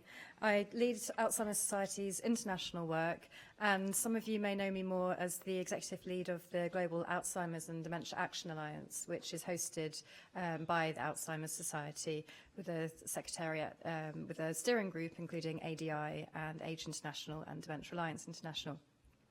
But I'm presenting today on behalf of colleagues in England who lead Alzheimer Society's dementia-friendly work, their dementia-friendly communities work in particular. So I actually take no credit for the work I'm about to present and for their success, but I'm pleased to be sharing it with you today. I'd also like to point out my colleague Philippa Tree, who is sitting over there, who leads our work to share dementia friends globally with other countries, and to work collaboratively with other countries to develop a global dementia friends movement. And Philippa is here all week and will be pleased to support and work with you more as the week progresses.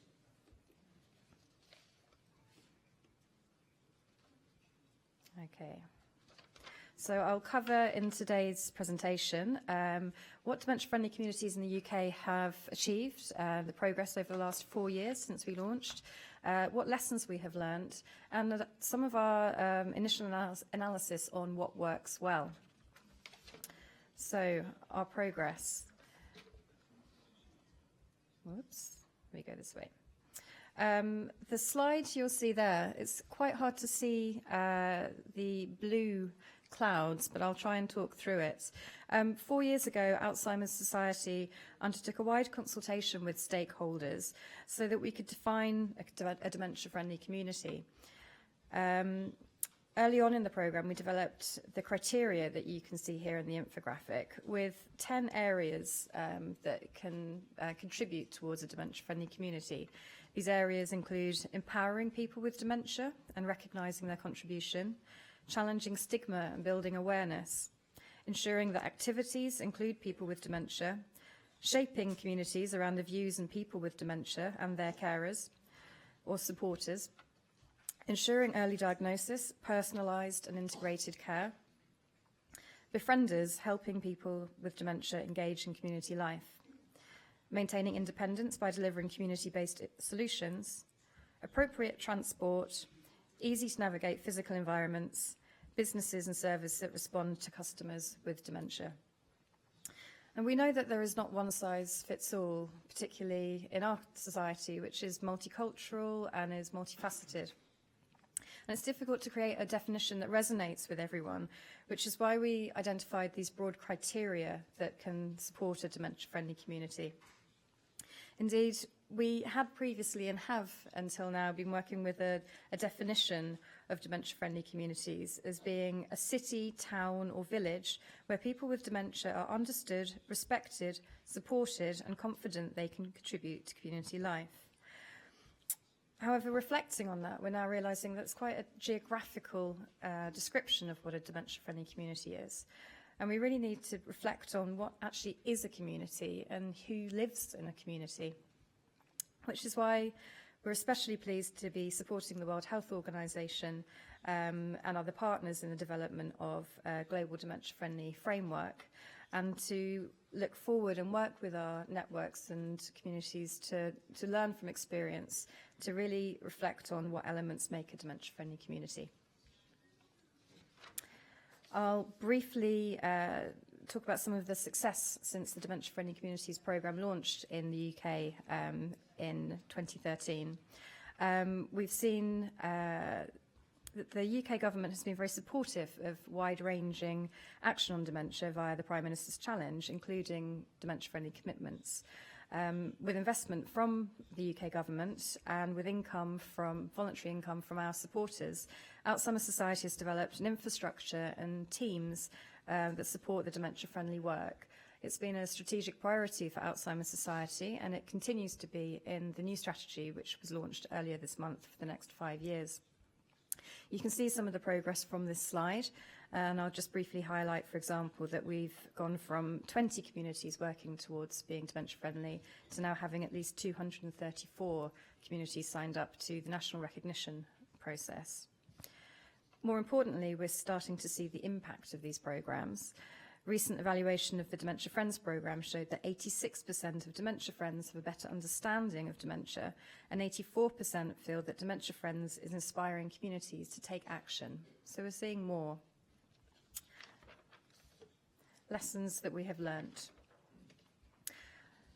One lesson is that cross-sector buy-in is crucial. Collaboration is key. A grassroots bottom-up approach must also be matched by commitment from local, regional and national infrastructure. As an example, the Prime Minister's Champion Group, we have supported task and finish groups, which include people living with and affected by dementia, that lead different sectors, and this has been very useful. The infographic you hopefully can see there highlights some of the different groups, which includes transport, leisure, communities, financial services, businesses and public services as well. Another element that has worked well is influencing national organisations to support people affected by dementia, especially via our network of local dementia action alliances and our national dementia action alliance structure as well. And these slides show some of the different guidance documents and processes that have been developed. A recognition process has been developed, and this has worked significantly well. A code of practice was published in 2015 by the British Standards Institute, working in partnership with Alzheimer Society, a cross-sector group of people and organisations, and people affected by dementia. It provides recommendations for developing a dementia-friendly community, what areas to consider, and what changes to expect as a result.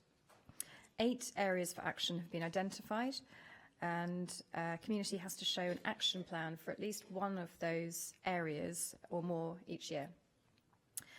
The guidance, for example, through the it also provides guidance on how communities can demonstrate this commitment. For example, through ensuring the right local structure is in place, or through ensuring that they develop a strong voice for people affected by dementia in their community. And communities registering for this process commit to meeting a foundation criteria, and this goes through different stages, stage 4 of which becomes working towards being dementia friendly. And we deliberately chose working towards being dementia friendly because we see a very high standard of what dementia friendly really is. And communities under this process have to report annually through self-assessment. Another aspect that has worked well is communities that truly involve people affected by dementia. The What Works and Why report, which we have commissioned and will be releasing soon, working with a consultancy called Image and Blood Associates, has identified case studies of best practice, which includes communities that are working in partnership with people affected by dementia. And on this slide here, some of the examples are featured. In the interests of time, I won't go through those examples at this point, but I will be handing over to my colleague Chris shortly to outline this aspect further, as it's more about pockets of good practice. It's about creating an enabling environment with people affected by dementia as equal partners. Before I finish, I do want to briefly touch upon an area of work that we're embarking on to evaluate dementia-friendly communities and reflecting on lessons learnt so far. In 2015, we began work to synthesize the available evidence of community engagement activities that Alzheimer's Society is involved in, to look at and understand models and approaches and assumptions that we've made and theories on how impact is measured, to develop an impact framework and tools to measure what works, and to use this to inform the development of Alzheimer's Society's community engagement activity. One aspect is an evaluation of 10 accelerator sites that we have started working with in the last year with support of the UK Department of Health. This is part of the UK and Japan partnership that Jeremy referred to earlier on. And we've set up these 10 accelerator sites to work with communities as they try to become as dementia-friendly as possible over the next year and track what is working and why. Actually, simultaneously today, well, they'll be starting in an hour or two's time because it's quite early in the UK at the moment, those 10 communities, representatives of those communities are meeting in Birmingham in the UK to discuss their progress so far and share their experiences. As I mentioned before, we're also working with Image and Blood Associates to develop further analysis of what works and why in England, and this report will be available soon and circulated. We're also working with the University of Hertfordshire to progress our evaluation work. Interesting findings so far examine motivations for people to get involved in dementia-friendly activity, as you'll see on the right-hand side of this slide. You can see that there can be different drivers, from compassion to utilitarian reasons, for example, cost-benefit analysis, and a rights-based motivation as well. But all of these drivers need to be fueled by increased awareness and understanding of the issue.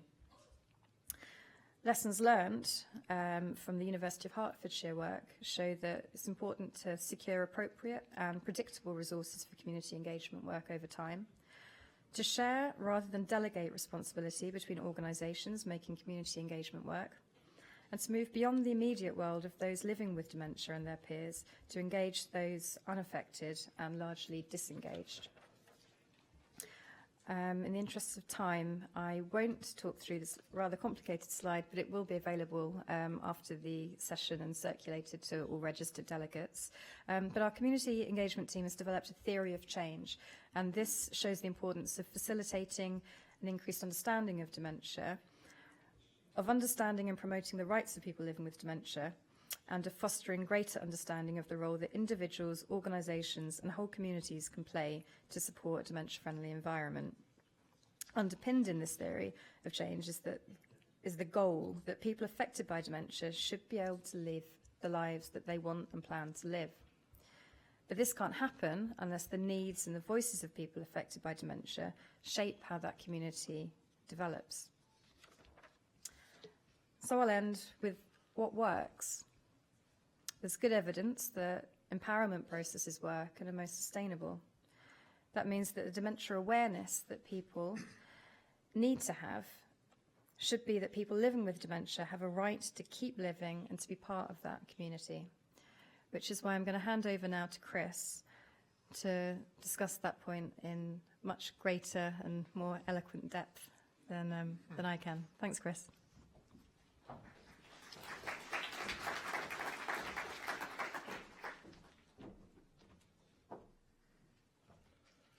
Right, thank you, Amy, and thank you all for being here, and thank you for listening. This is the time to share good practice and knowledge. Why am I here, you ask? Well, I'm an expert by experience. I've been diagnosed 5 years now with mixed dementia. I've also got emphysema. The wife calls me greedy. First of all, dementia-friendly community needs to start on being rights-based. The rights of people with dementia are trampled on. Not just the human rights, but the disability rights and all the rights. And collaboration, I heard a lot today, but it's not just collaboration, it's full inclusion. We are still people. There's a beginning and a middle before we get to the end. We don't lose mental capacity overnight. We can be included and we can be worked with. We can become a co-researcher. We can be part of a team. You mustn't forget who we were before we were diagnosed. I could have been a nuclear physicist, a scientist, anybody. We need to be educated. Everyone does. Not just training, educated. Then there won't be any fear and any myth. There won't be any misconceptions. There won't be any misunderstandings. People understand dementia. It's a very complex subject. We need to know about it. And we need to know about it because of the vast numbers, as we've heard today. But we mustn't forget that most of our societies these days are multicultural. I know in the UK it is. And we mustn't forget about all the different cultures and all the different languages. We must be fully inclusive of everybody and not just people with dementia. We mustn't forget about the LGBTI communities. We mustn't forget about diverse groups. We mustn't forget about traveller communities, especially in the UK. And I know we haven't been looked at other countries. Stage-appropriate care. Not age-appropriate, stage-appropriate care. And stage-appropriate involvement is what's really needed. Don't judge us by what's portrayed in the media.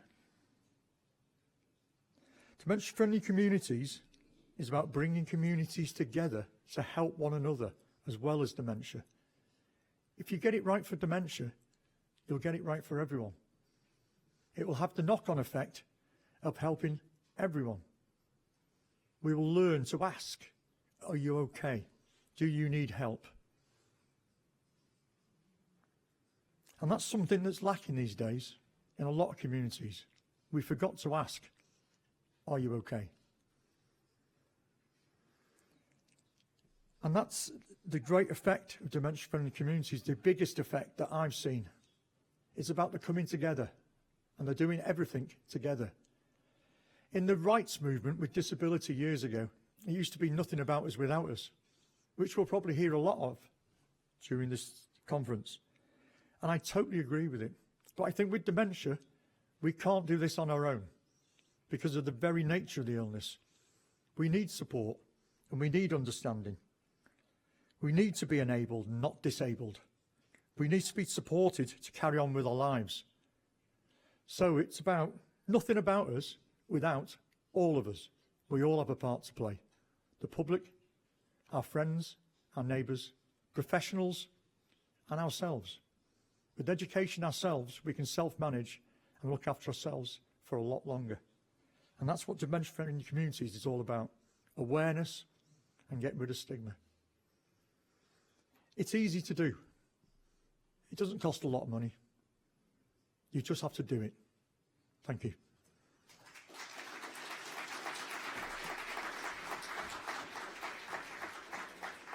So thank you to Amy and Chris. So that's an example from one country where the Alzheimer's Society has worked with people with dementia in a partnership approach to develop dementia-friendly communities. And as you saw in the slides, the example of working with the British Standards Institute, which is part of the International Standards Organisation, to develop some independently assessed measures of what a dementia-friendly community can be and how it can be recognised.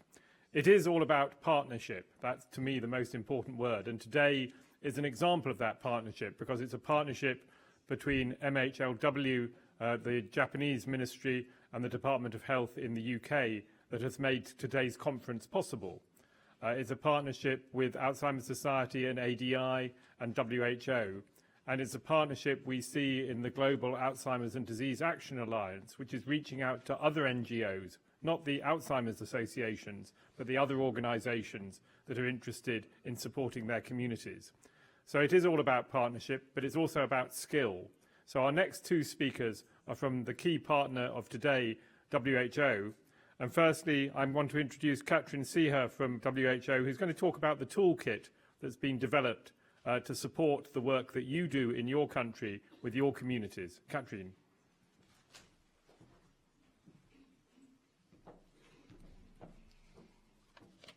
Thank you very much. Konnichiwa. Hajimemashite. Good afternoon. It's very nice to meet you all. Thank you for coming and listening to what Jeremy said is the framework for developing a WHO dementia-friendly toolkit. It is very much part of that collaboration that Jeremy was just referring to between the UK Department of Health and the Japanese government. We've received funding from the Department of Health in the UK to actually work on this project, and lots of invaluable feedback and input from ADI, Alzheimer Society UK, Dementia Alliance International, and of course our colleagues at the Kobe Center here in Japan. I hope I haven't forgotten anyone. So. You're all familiar with the numbers and the problems that come with so many people worldwide having dementia.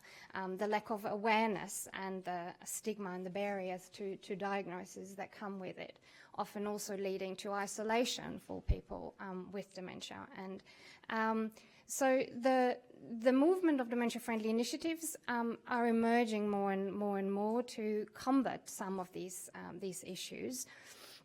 And we, in fact, have taken it on board in the draft Global Action Plan on the public health response to dementia that will be discussed at the World Health Assembly in May and hopefully approved. So we recognize that dementia-friendly initiatives are important, but the problem is that we don't have a commonly accepted global definition of what dementia-friendly initiatives comprise. So what they are and what they probably shouldn't be, so that the concept doesn't get diluted. We also need guidance on how to best implement them and share that knowledge. And also importantly, monitor and evaluate the progress so that we can get better. And we've heard a lot about exciting initiatives earlier today, but it's actually hard to find all that information because it is quite scattered. So what we were hoping with that WHO toolkit to do is to identify the key components of dementia-friendly initiatives and then summarize them in the framework. And that framework will then help to develop a toolkit that should guide individuals, organizations, communities, society as a whole to become more dementia-friendly, help them monitoring and evaluate their progress and their initiatives, and also give an opportunity to use synergies and to collaborate more effectively. So for the proposed key components, we've reviewed a lot of definitions that are out there, and the themes that struck us as most important are listed on this slide. So people with dementia and their carers, they are at the center of activities, and they inform the initiatives. There is one stream about making them feel and actually are supported, respected, valued partners and members of the society, sustain their dignity. There's another stream on inclusion, involvement, empowerment. We need to increase dementia awareness in the general population and eliminate stigma. And lastly, dementia-friendly initiatives, they can target different kind of audiences, and that could be the physical as well as the social environment, and often it's a mixture. So on this slide, you see the steps that we'll be taking in developing the dementia-friendly toolkit.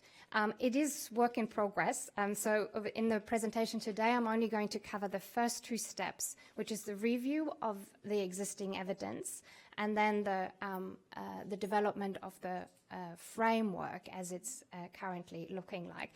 And then here you see stage 3 is the stakeholder consultation and the feedback round. And that's partly what we're doing here today. So if you have any comments, by all means, please do share them with us afterwards or in the coming days. But let me first talk you through what we've done so far. There are a range of helpful tools developed at WHO that can guide the process of developing a toolkit. Some are to do with dementia, and I've already spoken about the action plan that will be discussed in May. My colleague Megumi will in the next presentation talk about the age-friendly city movement, and so I'm not talking about that here, but it's very valuable know-how that we can draw on. And importantly also the quality rights and human rights implications that our colleagues in our department at Geneva headquarters have. We combined that with a review of all the existing reports that are already out there on the evidence of dementia-friendly initiatives, and you see the most important ones here. And we analyzed all the content and extracted themes that do come up in those reports. And finally, we done our own systematic literature review. And here you can see that over time, the interest in dementia-friendly initiatives really goes up. So it is a hot topic. I mentioned we extracted the themes and the meat of all these reports. We put them into a word cloud generator, and this is what the dementia-friendly world looks like. So the bigger the words, the more prominent they are, and the more often they are featured. But this was still not very helpful in creating our framework. So we thought about having a dementia-friendly initiative is really all about creating change and achieving change. So the best way to think about it is in a process of change or theory of change, like Amy said. So we categorized all these extracted themes into what are the resources and the inputs that a community has, what are the actual activities and interventions, what are expected results of running an intervention like that, and how will that impact, how will that help with our ultimate goal of creating dementia-friendly initiatives. And we paired this with our 3 targets, or the 3 Ps. And I've said already it's about the physical and the social environment. So here you have it's all about people, again, people with dementia and their carers, but also the members of the community, of the health workforce, but also other professionals and the general public. It's all about places. It's modifying people's homes as well as public buildings or health and social care facilities. And it's all about partnerships with governments, with councils, the whole range of sectors that should be included. And if you combine these 2 dimensions together, the change process and the 3 target groups, you get to this proposed framework. And you can actually work through it in both ways, like from front to end, or you start with the goal or the impact that you want to achieve, and then walk backwards. So let me just give you an example. Let's say you wanted to run an intervention with employees in a local bank. So it would be targeting the people group, the other professionals.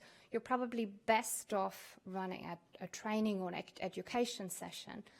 And by doing that, you can objectively measure the increase in dementia knowledge and skill that they have with helping customers that have dementia. And that will hopefully lead to more independence for people with dementia, still managing their financial businesses or activities. Likewise, you can move backwards, saying, I want to increase the safety and the risk of or reducing the risk of getting lost.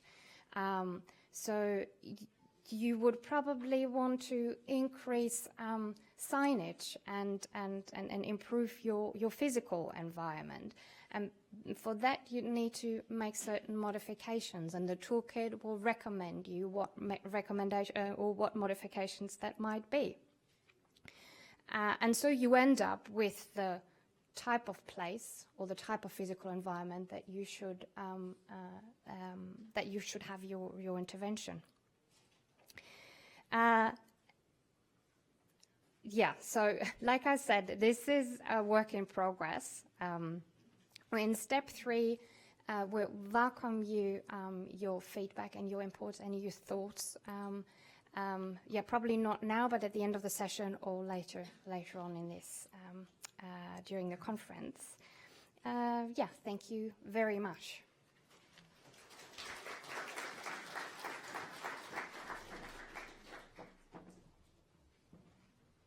Catherine, thank you very much. So our third speaker for this session is Megumi Rosenberg from the WHO Kobe Center. As Catherine said, what we're developing around a dementia toolkit, what we're developing around dementia-friendly communities is not in isolation. It's part of wider activity to support people to change the society they live in, to support older people, to support people who have needs to be addressed not by the health system alone, but by societal change. And the WHO Kobe Center held a very important session on dementia alongside the G7 meeting of health ministers in Kobe last September, which was a very significant step because I don't think that had happened before. So Megumi will be able to talk to us about the way we can learn from these other areas and how we can evaluate the success of what we're doing to make sure we are making that lasting difference. Megumi.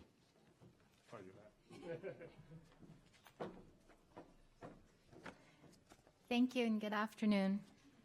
So I will be talking about the topic of evaluation.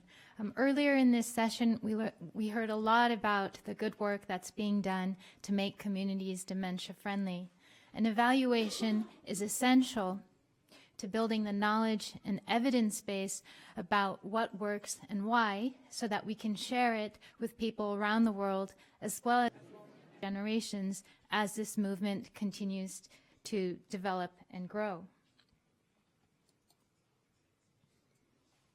So in my presentation, I will be giving an overview of some of the key considerations when developing a framework and a set of indicators for evaluating dementia-friendly initiatives. And in doing so, I'm going to be drawing upon the experience of having led the development of the WHO Age-Friendly City Core Indicator Guide. In 2015, the WHO Center for Health Development developed guidance on how to use core indicators to measure the age-friendliness of cities. And I really encourage you to download this guide and take a look because I think there's a lot that we've learned in this process that can inform the evaluation work of dementia-friendly initiatives. So these questions give a preview into the key considerations that I'll be discussing in this presentation. It'll be about the concept of dementia-friendly initiatives that Catherine started to talk about, the purpose and use of an evaluation, the focus on process or outcome, as well as the process and criteria for developing indicators and an evaluation method, and also about the feasibility and usefulness of such a tool. So to begin with, it's very important to have a clear concept of what you are trying to measure.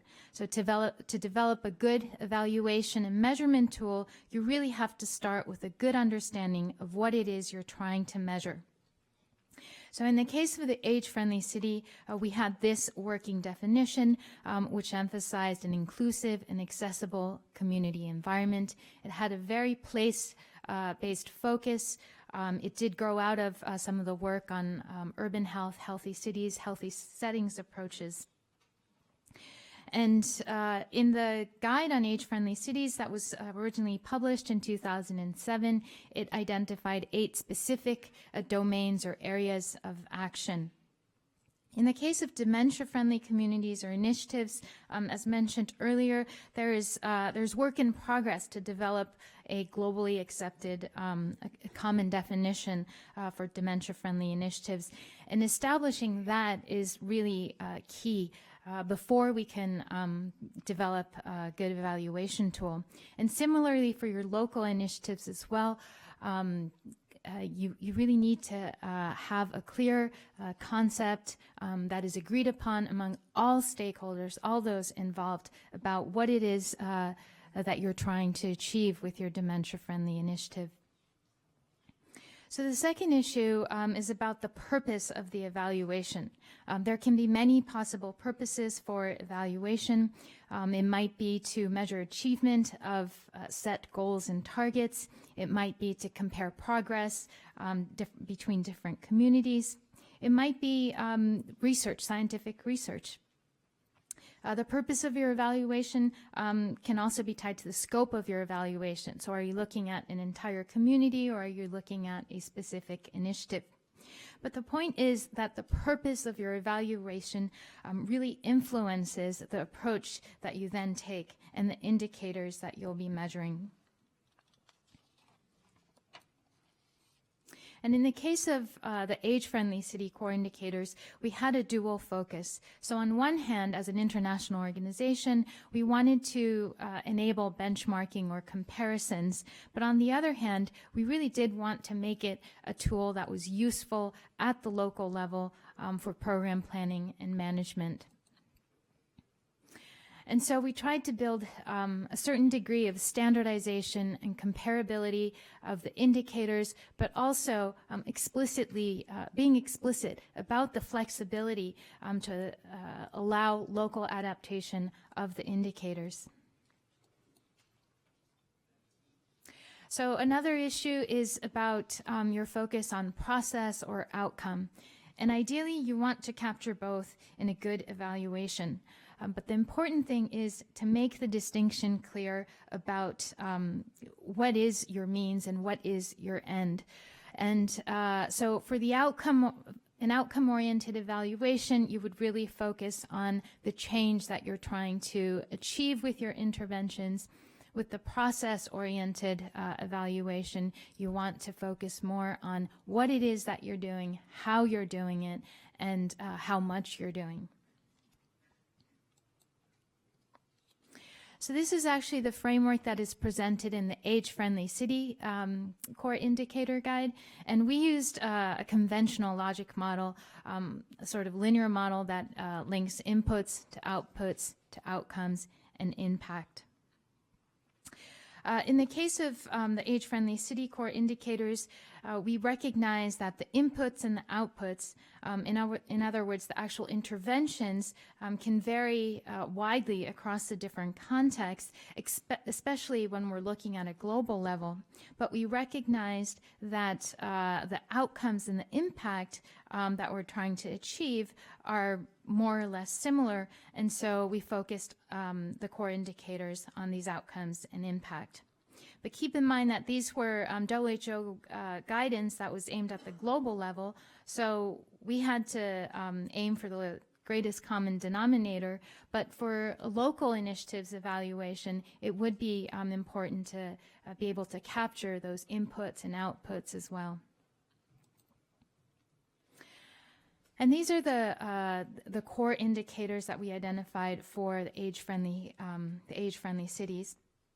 And you can see that in addition to the indicators of the accessibility of the physical environment and the inclusiveness of the social environment, as well as the impact on well-being, we also made sure to include measures of equity, and that is the extent to which the age-friendliness benefits all people fairly.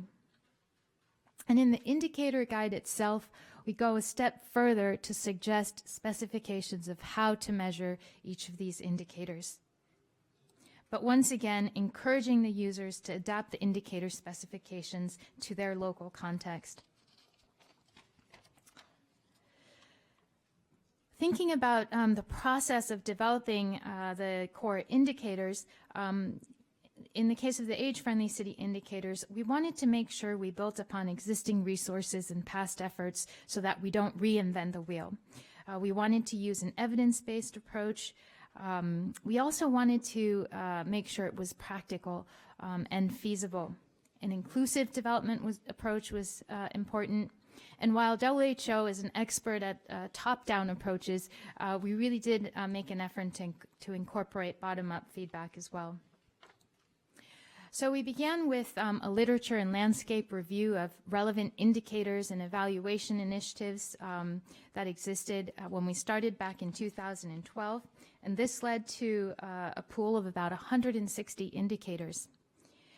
From there, we refined and narrowed down the core indicators through an iterative process that started with an expert consultation, but then we also did a survey of potential end users of the indicators, meaning local government officials as well as community representatives.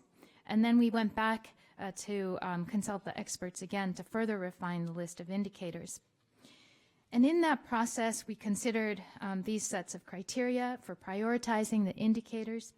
And it was important for us to select indicators that were not only technically sound, but also those that would be feasible to measure and also socially acceptable so that they would actually be used in the communities. And as we prioritized the indicators, we struggled with many tensions and trade-offs. Should we prioritize indicators that are more universal in nature or those that are more contextual?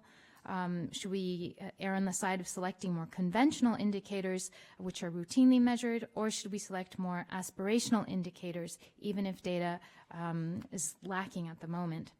And the only way to really resolve these tensions was to again revisit and reconsider the concept, the core concept that we were trying to measure and the purpose of the evaluation.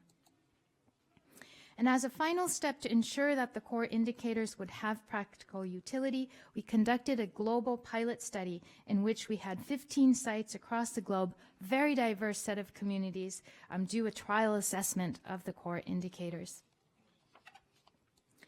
And we were very pleased to see that in most, if not all pilot sites, community members were engaged to discuss the relevance of the indicators in their local context, as well as to make sense of the indicator assessment results.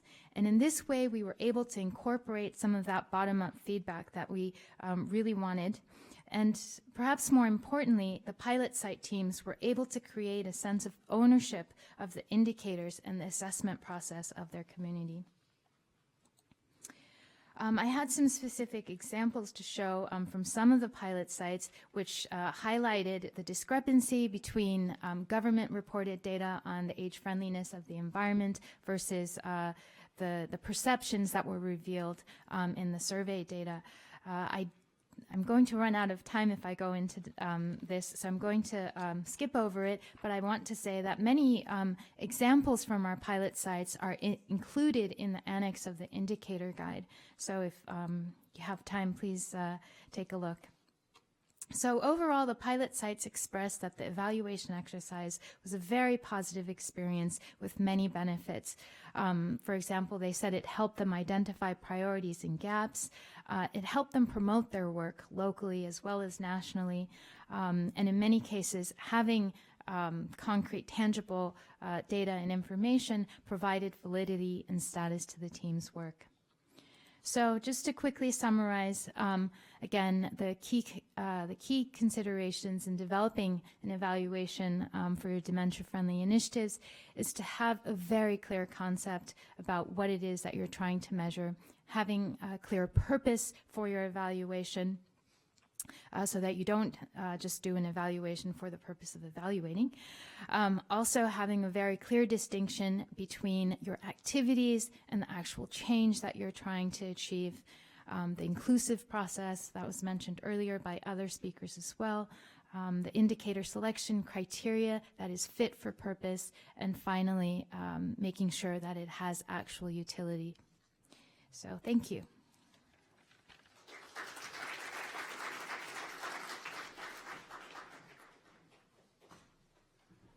Thank you, Megumi. So there's a lot of information there that we learn from the Age-Friendly Cities programme that we can translate into the Dementia-Friendly Communities programme.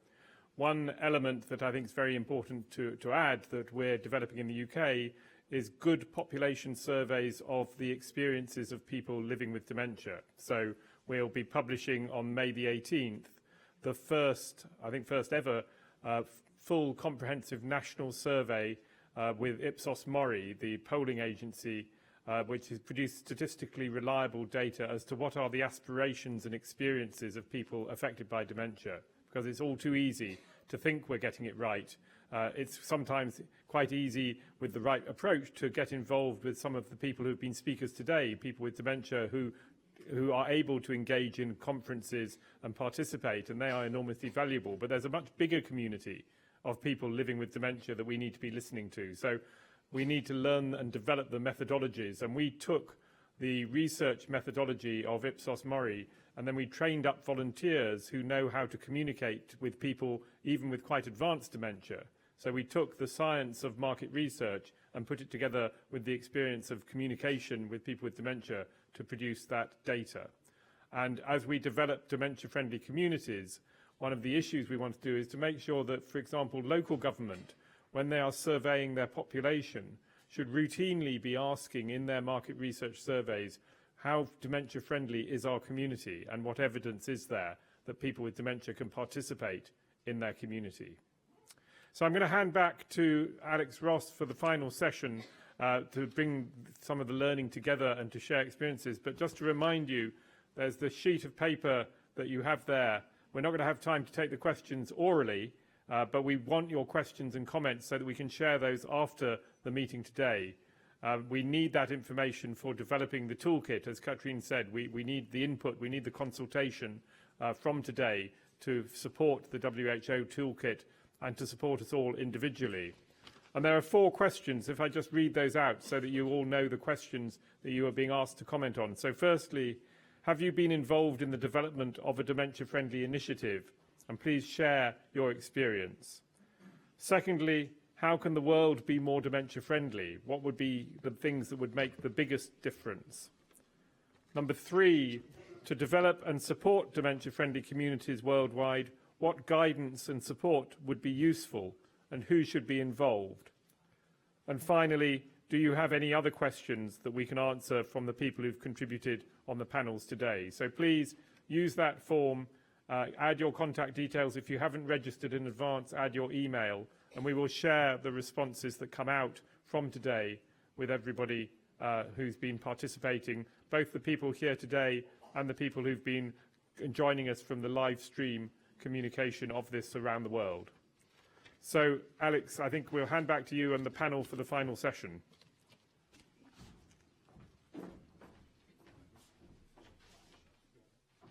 Right. Well, thank you very, very much. I think this has been quite an afternoon, and recognizing our colleagues around the world on live stream that hopefully we'll be receiving your inputs and ideas, as this is a wonderful beginning for this conference, and you'll have a chance to explore many of these ideas. May I invite Gina and Dr. Horibe to please come up to the table.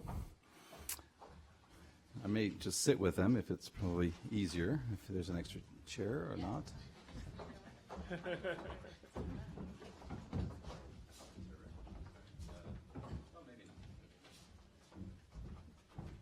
Right. So we have until 5 o'clock, and we'll reserve just a minute or two for a wrap-up at that point in time. And what I'd like to do is just to ask the panelists a question first, and ask the panelists to be very crisp and brief in your answers. And at the same time, we're going to turn back to the audience, and we really want you now to get ready to ask some questions, and we'll prepare you for that. First, just to introduce our panel, I think you've all met Jeremy now. But in addition, first with Gina Shaw, who is an ambassador for Alzheimer's Society in the United Kingdom. And she had spent a wonderful career as a nurse and then was diagnosed with Alzheimer's, and has now transformed that experience into being an ambassador and an organizer.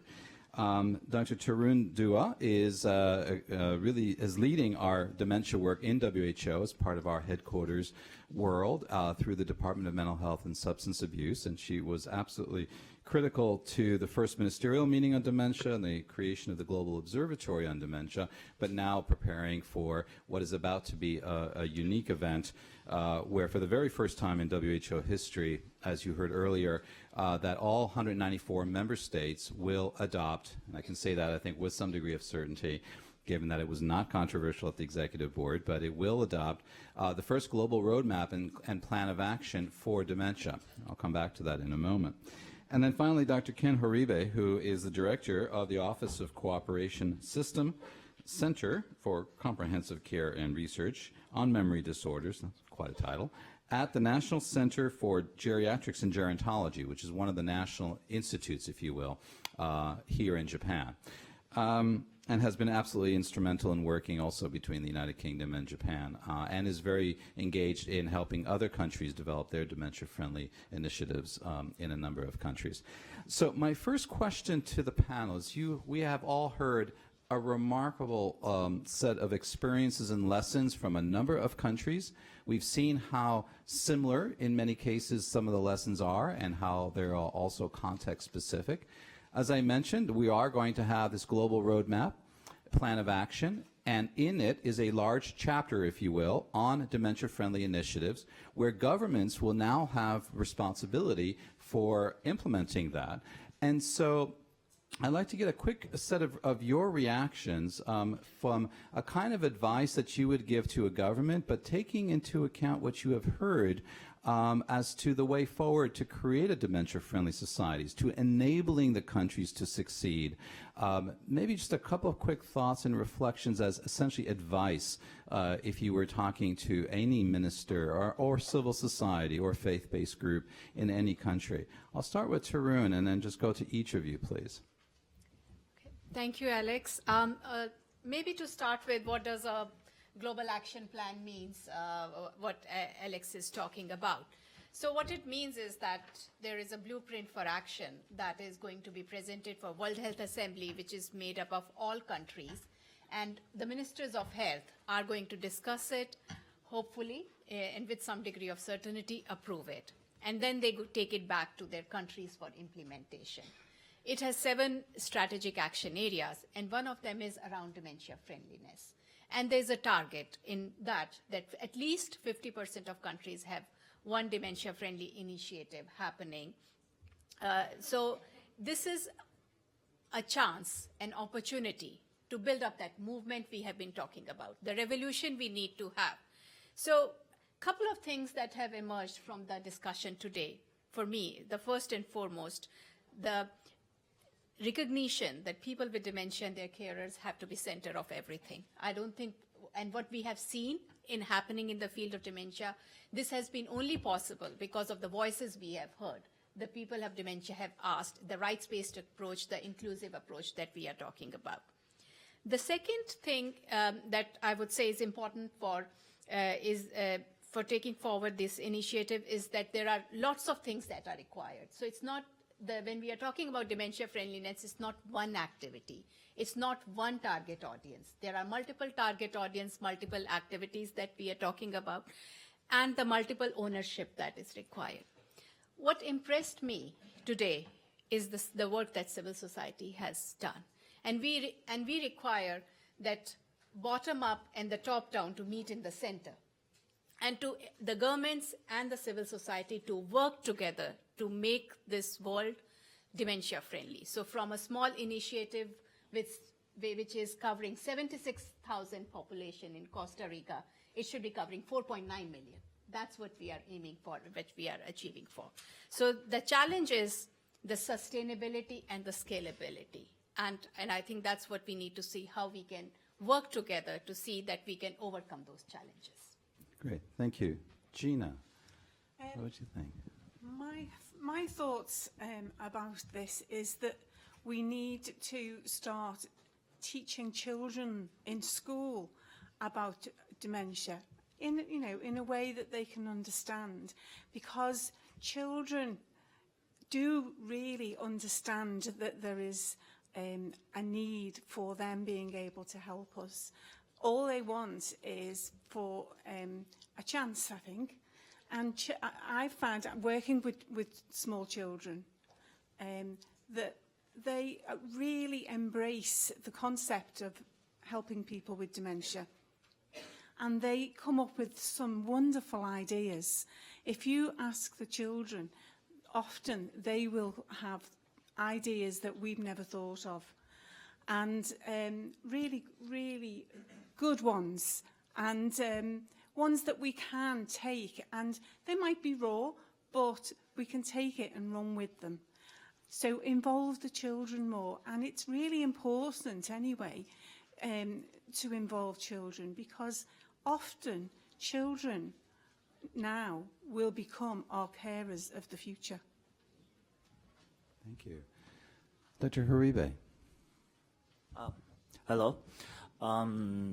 It's, I may look a little bit awkward because it is very hard for me to listen in English and understand and speak in English. It's very difficult and a little bit disoriented. So I know that is what the people with dementia experience every day, So Gina, you're not alone. I'm with you. Well, I think I should talk from the different point of view because two of them, I perfectly agree with them. So talking from Japan, everything started from, I think everything, mostly everything started from the changing of the word. From the Chiho to Ninjisho. I think most of the people in Japan over 30 or 40 may remember. At first, the word Chiho was a very stigmatized word. It connotations like stupid and foolish, like that. And at first, I thought I was working in the hospital those days. That was very stupid action. Just changing the word is stupid. We've experienced similar, failure in the world of psychiatry. They changed word and word and word and one word after another, and new word were stigmatized. But when we changed the words Chiho to Ninchisho, the government and the people concerned decided not to make this word stigmatized again. So that is the reason why Japan started the series of program concerning dementia. The most famous one, successful one, was Dementia Supporter Program. Now 8.8 million people now became dementia supporter as of end of March, I think. And I know there are some, overlaps, but that's very successful. And at first, when I was working at the hospital, as I thought it was stupid to just changing the word, I tried to stick to the older ones. Oh, Chiho, like that. And the reason why I changed, and most doctors and medical professionals changed their attitude, is because the people, the patients started to use the new words. Doctor, you're talking about Ninchisho. Oh, yes, it's Ninchisho, like that. We are educated by the ordinary people. So, changing the people's understanding and awareness will change everybody. And making small stone rock roll eventually, make bigger things roll forward. So, I think every one of us can start from kicking small stones or rubbles to move forwards. And someday it will make a greater change, I think. Thank you. Great, thank you.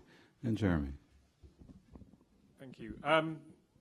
So why does the government, whether it's the central government or the local government, the municipality, why should they focus on dementia? Well, I think in our experience, three things have focused their attention. First, it matters to the voters. So if you want to get elected, you need to do what your voters want you to do. And dementia affects everybody. It is the disease that people are most afraid of. So doing something about it is good for your electoral prospects. So that helps persuade the politicians. Secondly, they cannot afford not to do it. In the UK, we know dementia costs the economy more than £23 billion a year. And a lot of that money is badly spent. I went to a hospital recently where more than 50% of the beds were occupied by people with dementia. And that's not because they needed to be there. In many cases, they were in hospital for another reason, for a fracture or an infection, but there was nowhere to discharge them to. There was no support in the community. There was nowhere to go. So they ended up in a hospital bed. And in the UK, it costs £400 a day to be in a hospital. So a lot of money is being badly spent because we don't have dementia-friendly communities. So firstly, there's a political reason to get the votes. Secondly, if you want the health system to run effectively, you must have dementia-friendly communities. And thirdly, and perhaps most importantly, we know that society and businesses want to be involved. So the Dementia Supporter Programme in Japan with 8 million, the Dementia Friends Programme in the UK with 2 million, and we now have similar programmes in 17 other countries around the world, shows that the people want to be involved. They're probably the biggest social movement of people outside of wartime, where people have come together around an initiative. And only in the last 2 weeks, we've seen 2 more examples in the UK. So the HSBC, Hong Kong Shanghai Banking Corporation, have developed a dementia-friendly guide for the UK, which they want to use to make their bank supportive of customers with dementia. And they want to expand that to HSBC in other countries as well. And then we also had the housing sector, who've produced their own charter of how, as a housing provider, and you can be dementia-friendly. You can enable people to live in their own homes, because most people don't want to go into a nursing home or care home. Most people would prefer to stay living at home. And if the housing providers are better set up for that, it creates a better environment. So those would be my 3. Society is ready. The economy can't afford it if we don't do it. And the politicians need it to win votes. Thank you. Ladies and gentlemen, it's your turn. We will have microphones to come around. I don't know from live stream whether we'll have an opportunity to gather any quick points. But the question really, in some ways, is a combination where, on one hand, we are all in this together. We are all learning from each other as we are today to create a dementia-friendly world, society, our communities, and initiatives. And there are a lot of lessons. But frankly, at this point, what is it that you need a little bit more assistance, a little bit more guidance or understanding and how to contribute than that, and that'll help us understand how to structure that. And another side to that is that if you knew before, when you started this work, what you now know today, what would you do fundamentally differently that would be kind of instructive or educational for all of us in this room together? So it's really talking to each other, but to give us that kind of key advice. As you heard, we're facing a very important political and transformation time right now with the World Health Assembly, and that there's a movement. It's a social movement that's moving. So over to you, ladies and gentlemen. There's a microphone. Just raise your hand and we'll come to you. Please. Thank you, Chris. Also, just remind us who you are as well. Yeah. Chris Roberts from Wales, dementia advocate, Vice Chair of European Working Group, and Alzheimer Society Ambassador, member of DEEP. I could carry on. Master of all trades, Jack and none. No, Jack of all trades, master of none. If I could go back, I think that what we should start do, as Gina says, is speaking to children. You know, we should have dementia education in schools, and it should be internationally, and it should be on the curriculum, I think. And my question to all the panelists is, do you actually do this where you come from? Okay, I'm going to suggest to the panelists that I'll take 3 or 4 questions just to be efficient. I'd like to see some hands go up. Don't be shy. You can speak in Nihongo if you wish, and I will translate it back into English. Yes, in the back. Excellent.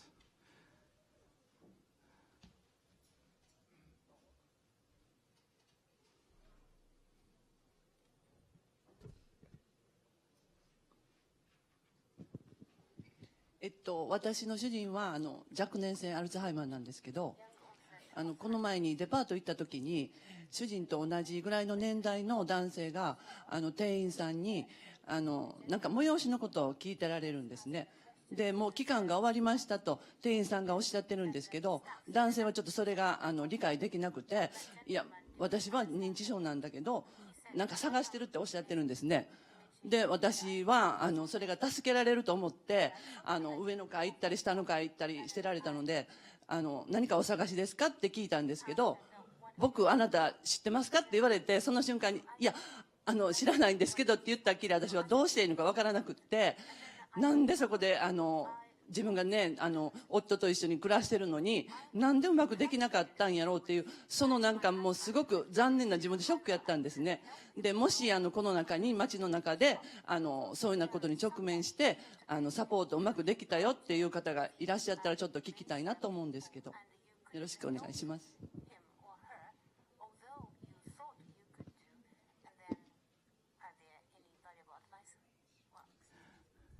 Great, thank you. I'll try to be true to the question, where this individual was working in a department store and encountered a person who was asking her a question about an exhibition that may have ended, and that they were, the answer wasn't, he didn't seem to understand the answer, and she asked again what you're looking for, and then his response was do I know you? And she had said no.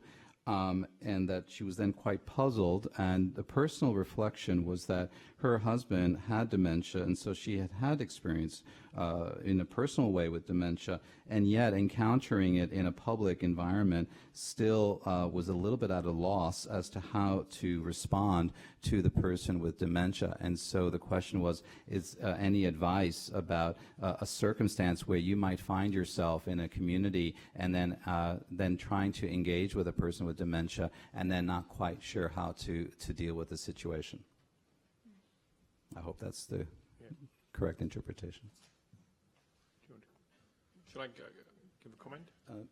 Sure. I think why don't you take those two questions that we just had. Let me add, I mean, the schools program, others can talk about. We have a program in the UK with schools. We also, interestingly, have a program when the Scout Association, which is a big voluntary organization, the young people themselves had to choose what organization to adopt, what issue did they want to get involved.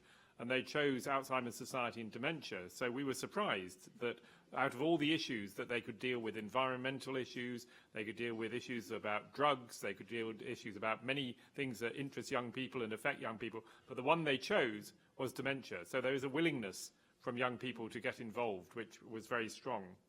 I think that issue from the last question about how do you develop supportive environment in shopping, if I interpret it that way, I'll give you two examples which struck me as very good. So here in Japan, about 2 years ago, I went to Fujinomiya and saw the way in which the old shopping center had developed dementia-friendly shopping days, where people could come and the shopkeepers had signs in their windows saying, we will be supporting people with dementia. And they saw it as good for business because a lot of business had moved to the shopping malls on the edge of the town, and the old small shops in the center of town were finding it more difficult. But for older people and people with dementia, the old shops and the personal service that you got was very important. So they were able to make a market position for the old shopping styles that gave good support to people with dementia and enabled them to compete with the big shopping malls, the out-of-town shopping centres. And then in the UK, we have a supermarket company called Sainsbury. And Sainsbury have developed in one of their stores, and they will now increase in others, dementia-friendly shopping as well, where instead of incentivizing, so normally they pay the people and incentivize the staff to get people through the store as quickly as possible because they want to get more people coming and buying more. They developed a dementia-friendly shopping day where they had seats for people to sit down and they had less noise, and the staff spent more time asking the people with dementia what they wanted to buy. And they not only found that it was good for people with dementia, but actually more people came to the store, and it was good for business because everybody quite appreciated a shopping environment that was more dementia friendly. So in those two examples from Sainsbury in the UK and Fujinomiya, I think you can both develop something that's dementia friendly, but also make it good business for the companies as well. Thank you. Does anyone else wish to comment? Gina? Yes, we in Liverpool, our group, have developed a sort of a partnership with a number of shops in the city where we will go and do a secret shopper in their premises and feed back to them on how they did. And it's really been appreciated by the companies that have taken up the offer on our behalf. And we have had very different, varying views, as you can imagine. But it is people living with dementia that go to the premises and people with dementia who report back on how they did. And I think that honesty is really refreshing for a lot of the shops, because a lot of you, if you have people living with dementia in your community, you will know that they will tell you how it is. And that's what we do with our secret shopper. And we're having really good results with it. Thank you. Thank you very much, Gina. Tarun? Just to add, you know, if we think about dementia, and from that every country is a developing country, but we also know that the challenges are much more in the low and middle income countries. And I think if we are, just wanted to emphasize that, you know, very few people in this room are from low and middle income countries, but the burden is going to be maximum in those countries. And what we have to see, how these examples can be translated, can be conveyed to other countries which are not here. And therefore, sharing of information, publishing information, disseminating all that information, all the rich experiences, and evaluating what you are doing is extremely important so that people can learn from each other. And I think that's something that, for example, some of the things that I heard today, I didn't know about them. I didn't know what was happening. And it is very important that how can we find those mechanisms, build up those networks so that everybody can learn and everybody can help their communities become more dementia friendly. Great, thank you. Briefly.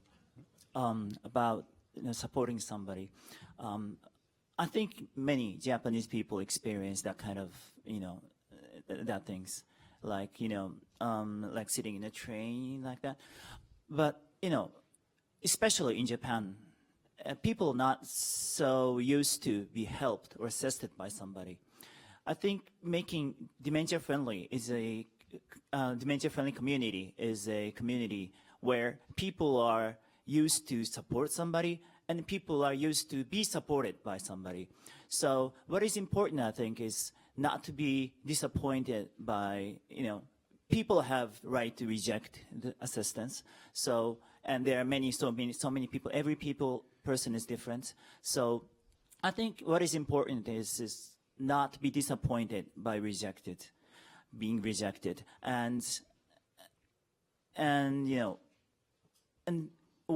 if everybody starts to help others, people will get more used to be assisted and helped, and the community may change.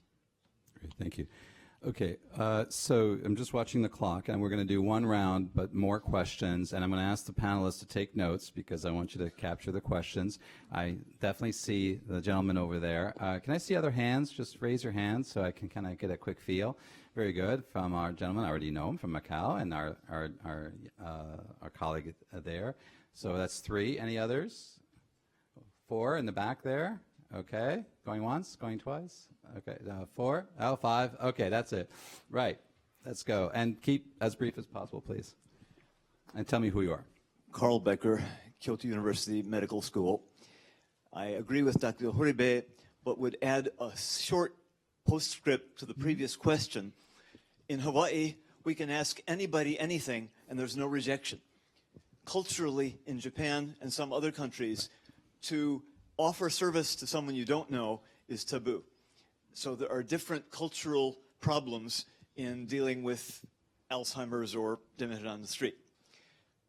My question is some advice for spreading ideas. Our team at Kyoto University was looking at violence against late-stage dementia patients being cared for at home. Both in America and in Japan, thousands of people with dementia receiving care suffer violence from their caretakers at home. But we don't have enough social workers to look at every home caring for demented people.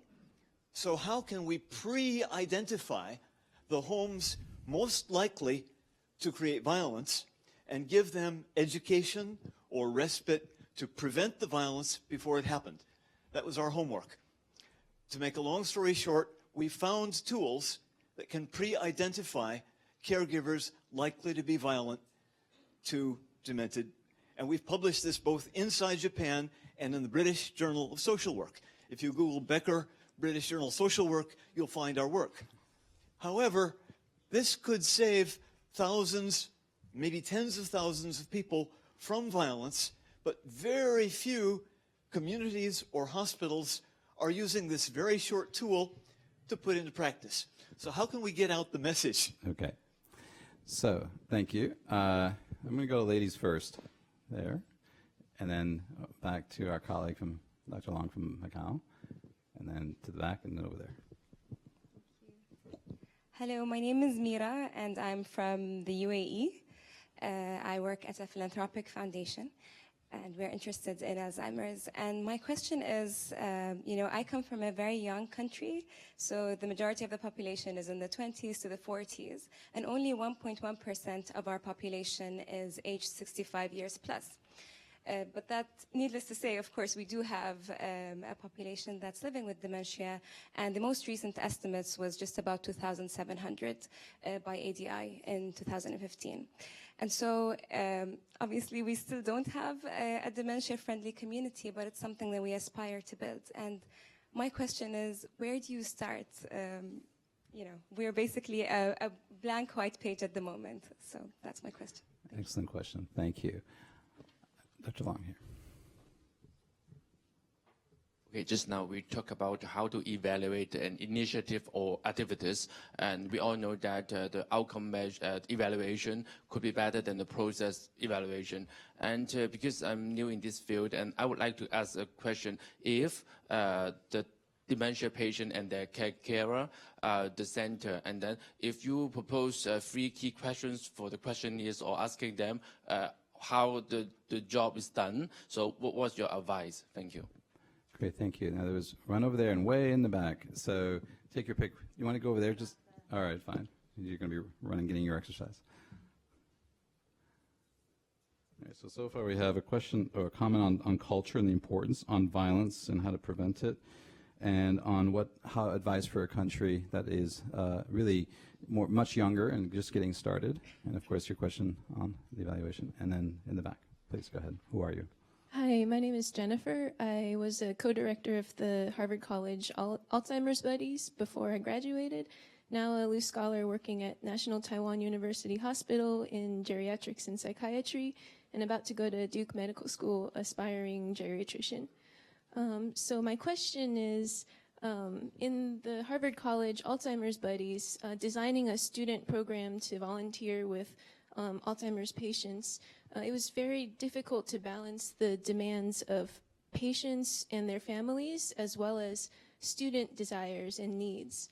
And now in Taiwan, I see that there's a lot of differing needs and desires of patients and their caregivers. And so in the first half of today's session, I noticed that someone mentioned that developing these initiatives often it's challenging to balance the desires of patients or people with dementia and their family or caregivers.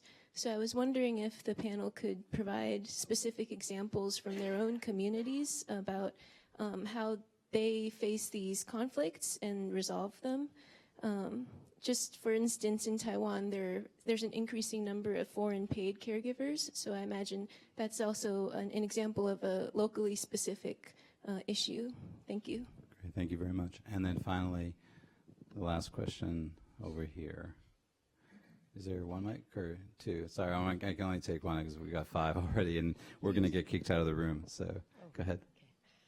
Oh. Yes, I was just wondering if the panel thought there might be a silver lining in the exponential growth of people with dementia, people living with dementia and families living with dementia, and whether there's an inherent tendency to normalize the situation, to find it less frightening, less alien, and that in time, just as now, we do, you know, if somebody's had some treatment for cancer, for example, and is going around with a bare head, people are not so alarmed and frightened about that. They recognize it and they know.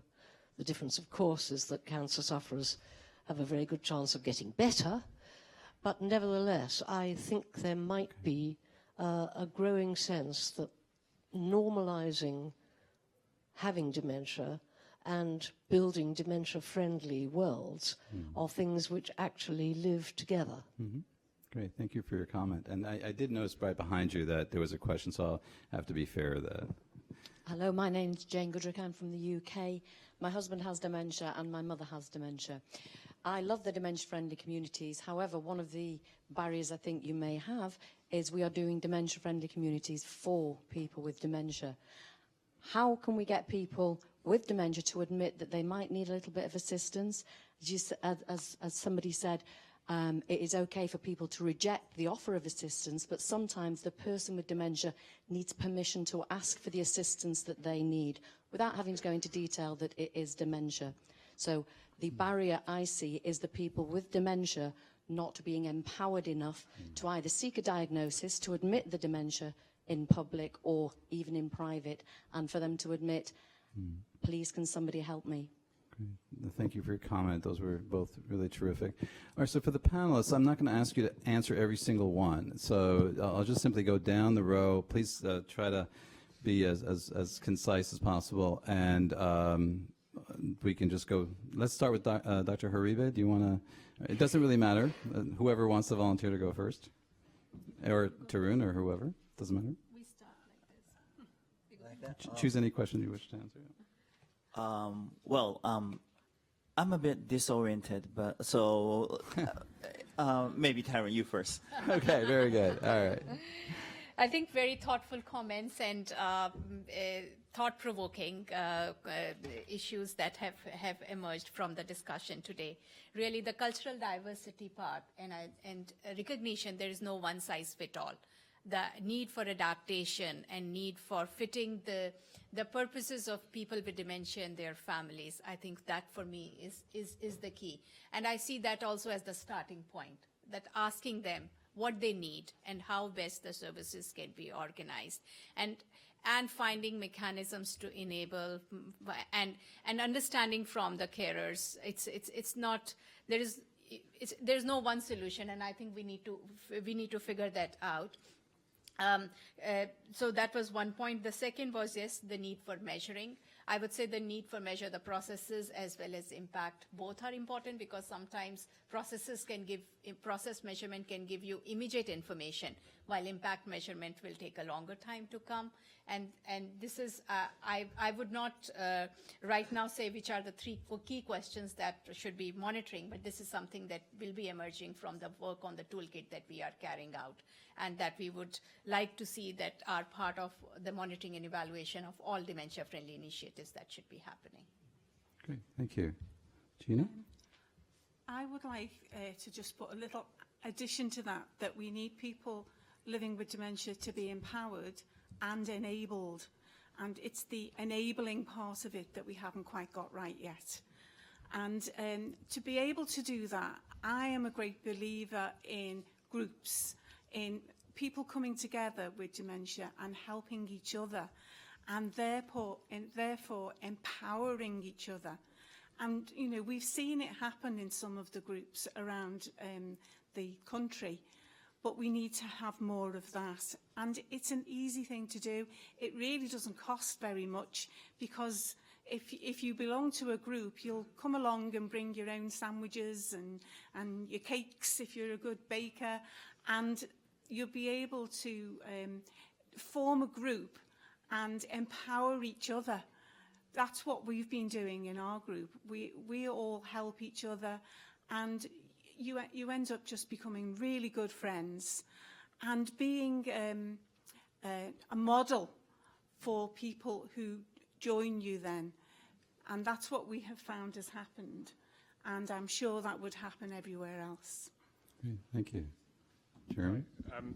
I'll just pick one or two. So on the last question, I think the key thing to remember is that most people in most countries with dementia don't get a diagnosis. So most people are left in the dark and don't know how to be empowered and how to be supported. So if we can get people to be diagnosed and then in the conversation of diagnosis also talk about how they can live well with dementia, so it's not seen as just a negative, there's actually what can you do to live well, that would make the biggest difference to starting the empowerment and the support and the enablement of people to manage their own dementia themselves. The cultural differences is very interesting, and Philippa Tree, who's over here, has been running around with the microphone, who runs the International Dementia Friends Programme, is interesting to talk to, because although we have 17 or more countries now running Dementia Friends, in one way they're all the same, and in another way they're all different. So what we've done is develop Dementia Friends in a culturally appropriate way for each country. So the principles are the same, but the practice is different. So please do talk to Philippa about that. And the other one I'd mention is the comment from the United Arab Emirates, where do you begin? I think it's begin where the people are already. So I'll give you an example which may work for you. Is we did a program with the East London Mosque, which is the biggest mosque in London. It has about 8,000 people going to prayers every Friday, so a lot of people. And we worked with the imams there so that on one Friday, in all their sermons, they talked about dementia, because we discovered that people with dementia were feeling excluded. They didn't feel it was safe to come to the mosque because they felt people found them disruptive and confusing. And so from that beginning, the mosque itself has now developed a dementia-friendly program where we've trained people there. So every week there are volunteers who help support people with dementia to carry on coming to worship their faith in the way they always did before. So I would say start where people already are and equip people to continue their normal lives. Okay, my turn. As for the, the estimating the, how to evaluate the effect, that was the evaluation process is what we lack most in Japan. When we started the long-term care insurance system, we said, think while running, and not running after thinking. So once the thing is changed, the things cannot be unchanged. So that's what we lack most. Yes, that's very important, and that's what we envy the younger countries where everything starts from now. And for the conflict of needs between people with dementia and their carers or living with dementia, as for the students, it's a very good opportunity to make them think what makes the conflict, what makes the difference between the people needs of people with dementia and the people living with dementia and carers. And that's a very good chance for them to think about on what soil they are standing on and what they believe and what makes the difference. Great, thank you.